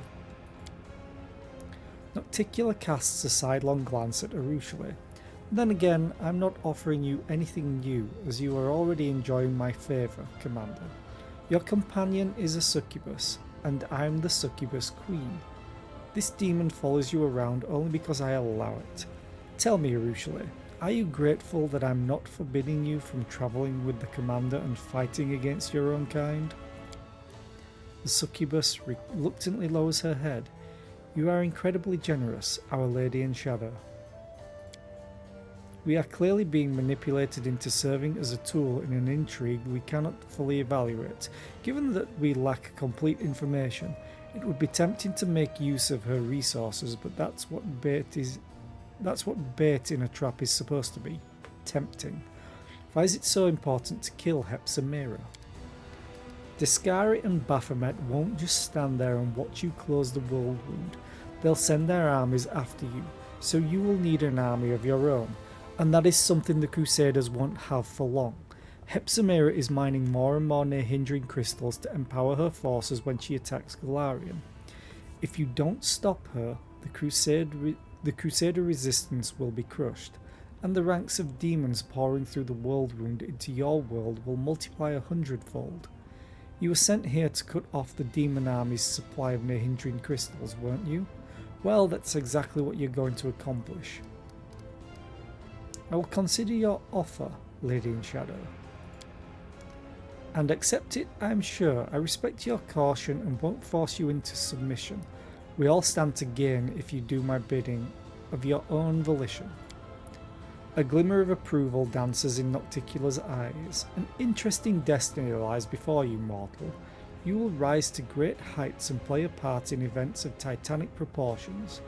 Many would give their life for a chance to tread such a path. Hepzimera visits Illusionera every now and again, but her true lair is far from here. She hides on the island of Colifia, to the northwest of my archipelago. There lies her secret fortress. In the deep mines, her slaves dig Nehindrian crystals for the invading army she plans to bring to Golarion.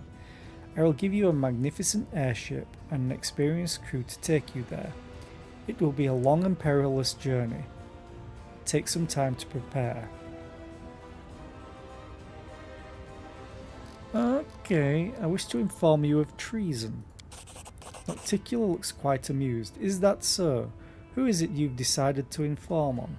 And more importantly, how did you learn of these traitors and how credible are these accusations?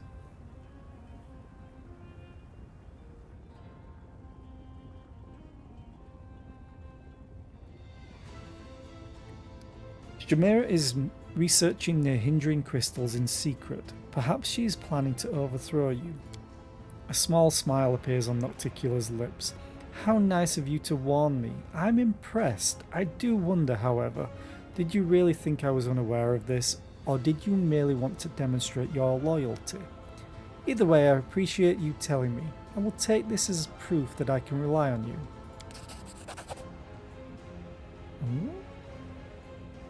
Okay. You were very astute. Wait, don't I already have that? Oh, wait a minute. I know what that is, I think. You were very astute to uncover Shamira's desire to dethrone me, and it was particularly sensible of you to keep your mouth shut about the secrets of the Nehindrian crystals. I suppose your caution calls for a reward. At the snap of Nocticula's fingers, one of the servants approaches you and presents you with a delicate package wrapped in gossamer-like silk. Mining Nehindrian crystals is a surefire way to sink the island the crystals are on to the bottom of Ishiar. I assume you understand why all who attempted to procure them on Alinithia were executed. At least you didn't tell Shamira about the mines you found. The last thing I need is the ardent dream burrowing under my capital. Why do you still tolerate Shamira? Someone has to deal with trivial matters. Shamira's betrayal was assured the moment I made her my favourite, just as Zyphorians before her. The second always dreams of rising to be the first. I know the feeling well. A friend of mine, the storyteller, has peered into the future. In his vision, Hepzimera was sending demons after you. The demons were strengthened by Nehindrian crystals. A hint of dangerous excitement creeps into her voice. You are a font of knowledge, my dear guest. Let's just say I'm not surprised by her appetites. The ambitions of that brat, or her lecherous goat of a sire, were bound to surface sooner or later, but your warning will encourage me to keep a closer eye on her. XP! Ooh, a secret ingredient? You could have gone to Hepzimera with this and received a payment for your silence. Your foresight must not go unrewarded. I have said everything I wanted to say. I killed Willidus, your court mage. Nocticula shows no hint of sadness. I am aware of this, of course. It is lamentable in a way, since his fear of me was strong enough to make him impeccably loyal. However, his death is but a single move in a much larger game. In games like this, losing a few pawns is unavoidable. I want to ask you about other powerful denizens of the Abyss. Are you interested in one of my servants, or do you wish for me to tell you something about your enemies? What is your relationship with Arilu? She works for me, isn't it obvious? Lady Vorlesh is very talented. She may be the most brilliant and capable mind ever to come from your plane.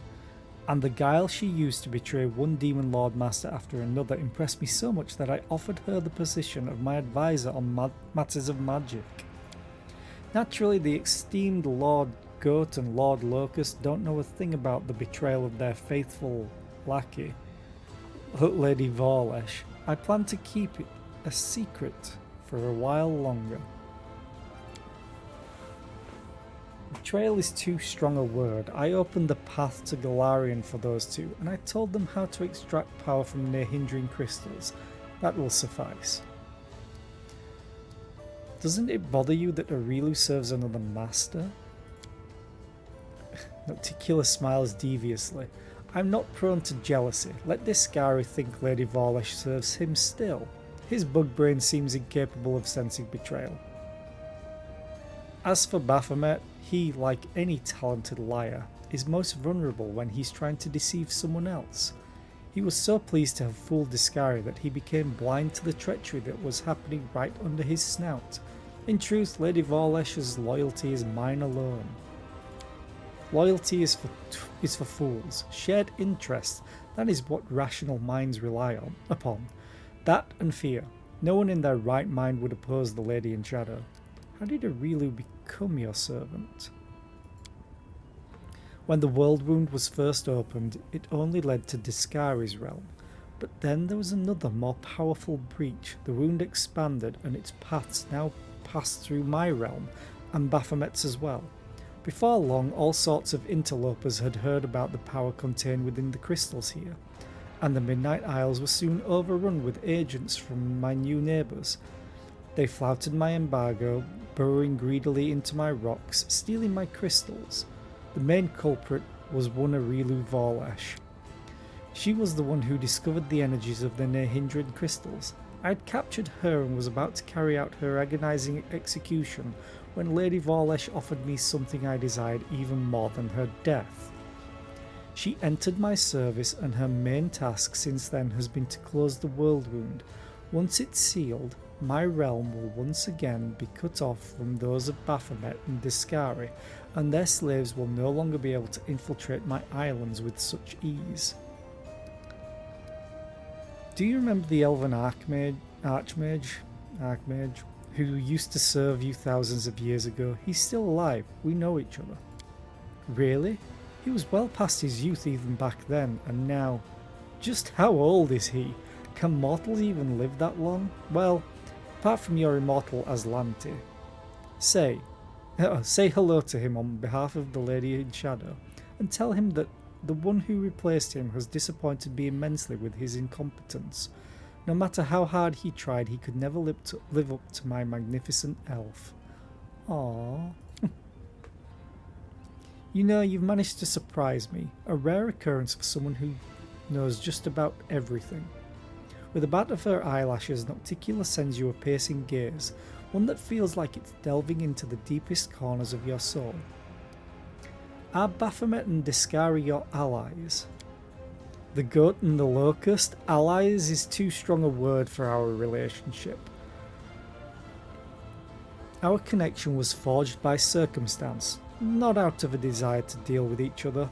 When the world wound was opened, it tied your world to our realms.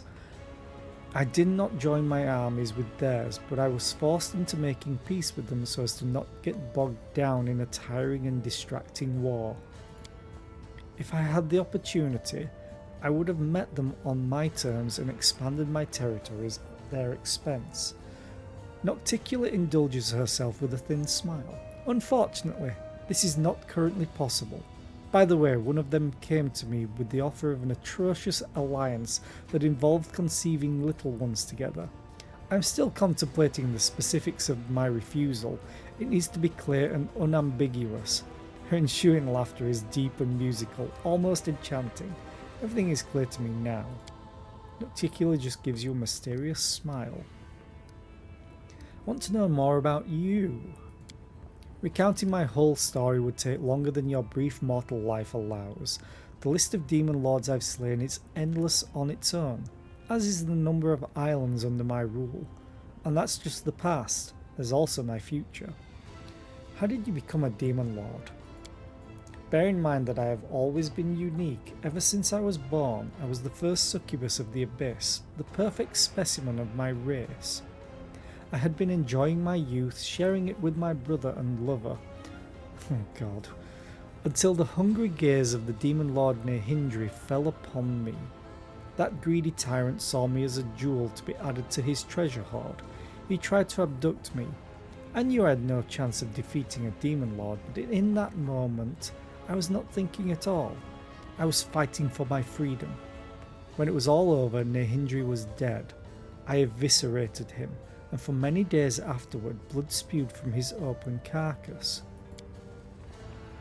First his body turned to stone, and then his blood, which had been flowing like a stream, began to crystallize into massive purple glaciers. Now do you see why they are called Nehindrian crystals? Perhaps they should be called Nocticula crystals, because as Nehindri's blood crystallized, so too did my understanding of my power. Soon after I began my campaign of conquest. I was cunning and swift, and the demon lords themselves trembled before me, knowing I could take their very lives. Only when all of the Abyss spoke my name with terror and reverence did I decide that I had killed enough. I had a realm, I had power, I no longer shared with my brother. I had servants, and most importantly, I had safety. No one has ever repeated old Nehindri's mistakes. No one has tried to make me their slave. Are the Midnight Isles really the corpses of slain demon lords? Yes, my realm is quite literally built on the bones of my slain enemies. Ironic, isn't it? How did you turn the dead demon lords into islands? Nocticula responds with a mocking smile. Surely you don't expect me to reveal the secret to you? There is no need for mortals to learn the weaknesses of demon lords. All I can say is that everything started with my desire for revenge. After I had dealt with Nehindri, I was furious at the thought of that vile, lecherous wretch just teleporting over to the Rift of Repose, where he could turn to stone and stay there to rot for the remainder of eternity. I wanted to trample his foul corpse, to keep his bloodied body within my sight forever. I yearned to display my glorious trophy to all of the Abyss, and that's when my power first manifested. I studied my newfound abilities and learned how to use them. Before long, I possessed not just one island, but an entire archipelago. What do you plan to do next? Subdue all of the Abyss? Possibly. Or perhaps I have something grander in mind. The Abyss? Who cares about the Abyss? Nocticula's full-throated laughter rings out like a challenge to the entire world. I have no more questions. It's always nice to indulge one's curiosity.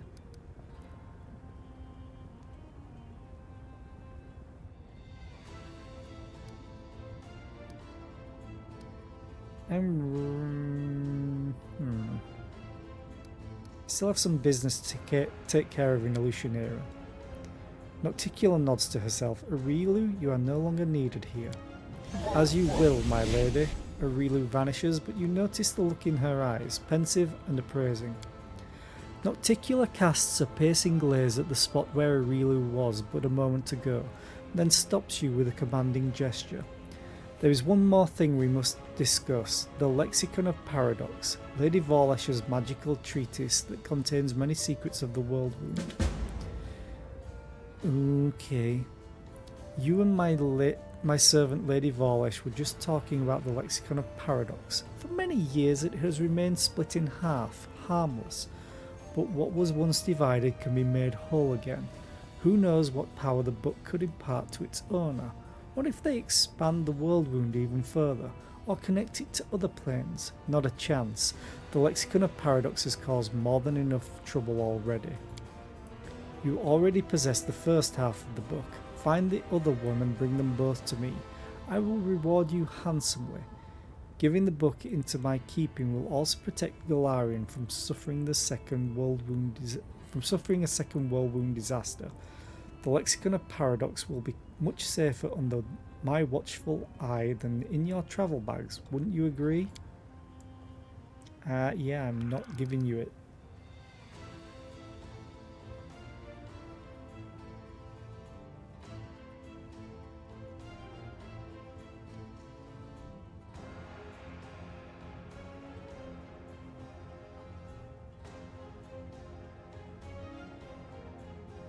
Ooh, okay. Right. A Lord of the Abyss wants the book that holds the secret to opening the world wound. All with the best intentions, I'm sure. Reginald's frown deepens. I expected a better lie from the Lady in Shadow. This one won't do. Why do you need this book? One world wound alone has been enough of a nuisance for me. I want to ensure that some future mage leafing through this book doesn't link my realm to another plane. Forget about the lexicon of paradox. You won't get the book. Nocticula's eyes narrow ever so slightly as she looks at you like a cat watching a mouse. Such defiance can be dangerous. I asked your permission merely as a courtesy, but I will let you keep the book. Fortunately for you, I'm not particularly interested in it. Really? Well, I have some business to take care of in Illusionera. Bye. You've taken a liking to my city, I see. Well then, savour it to the fullest and then come back for truly important business. Nocticula's lips part in a smile that is both predatory and alluring. I thought I'd got another mythic rank.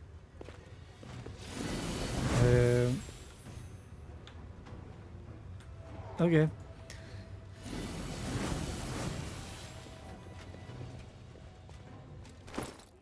I got some new items.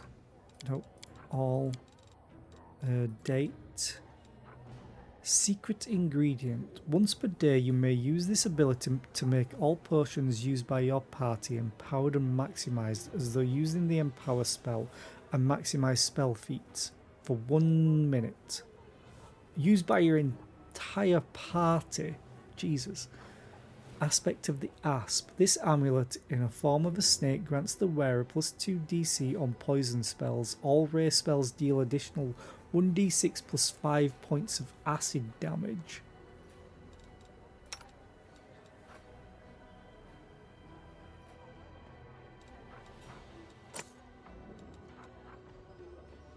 That would... okay, she's going to do a lot of damage with Hellfire Ray and stuff. But I'm going to quick save. Actually, do I need to do anything walking on corpses? It is necessary to find a ship that will transport the commander to Colfia. But I want to fight Hepsamira first. Maybe? I'm gone. Let's quickly go talk to her. I want to go with the other ship captain if I have a choice. Oh, I really have to walk up. Ready to hunt down Hepsamira. I hope you are well prepared. Have you brought your strongest companions? On your journey they will be the only ones you can rely on. You will receive no reinforcements and you will not see those you leave behind on the Linthia for a very long time. Don't dismiss the importance of preparing for this mission. When you're ready, step into this portal. It will take you to my airship. The captain and crew have already received their instructions. And, good luck to you, mortal. An extraordinary adventure awaits you.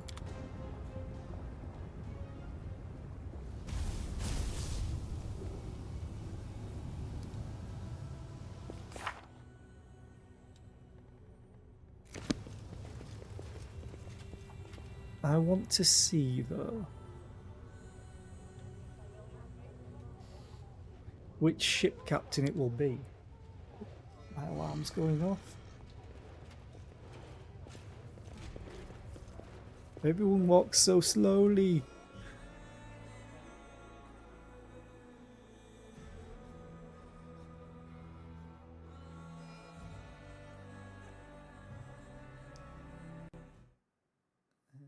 Second. Okay.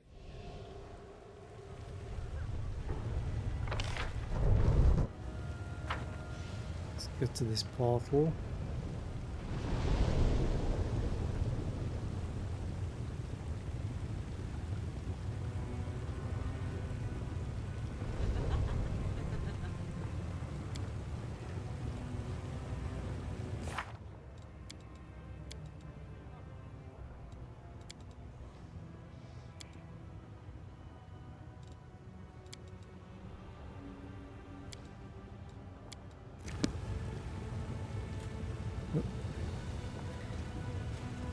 hurry up.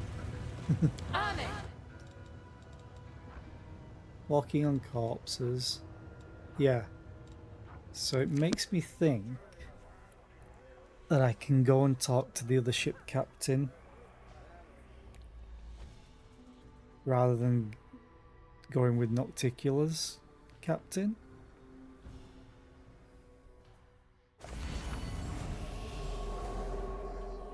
And I just want to see, because I'm going to have to end the stream after this. I need to get to Colfia. Can you take me there? The sorceress looks at you surprised. Aren't you worried about the curse hanging over me? You want to take me with you on a long and dangerous expedition anyway. You are either very brave or very careless, though it doesn't really matter which. A defiant expression appears on the sorceress's face. We are quite capable of reaching the destination, no matter how long or dangerous the route might be. Starcatcher III never wavers in the face of a challenge.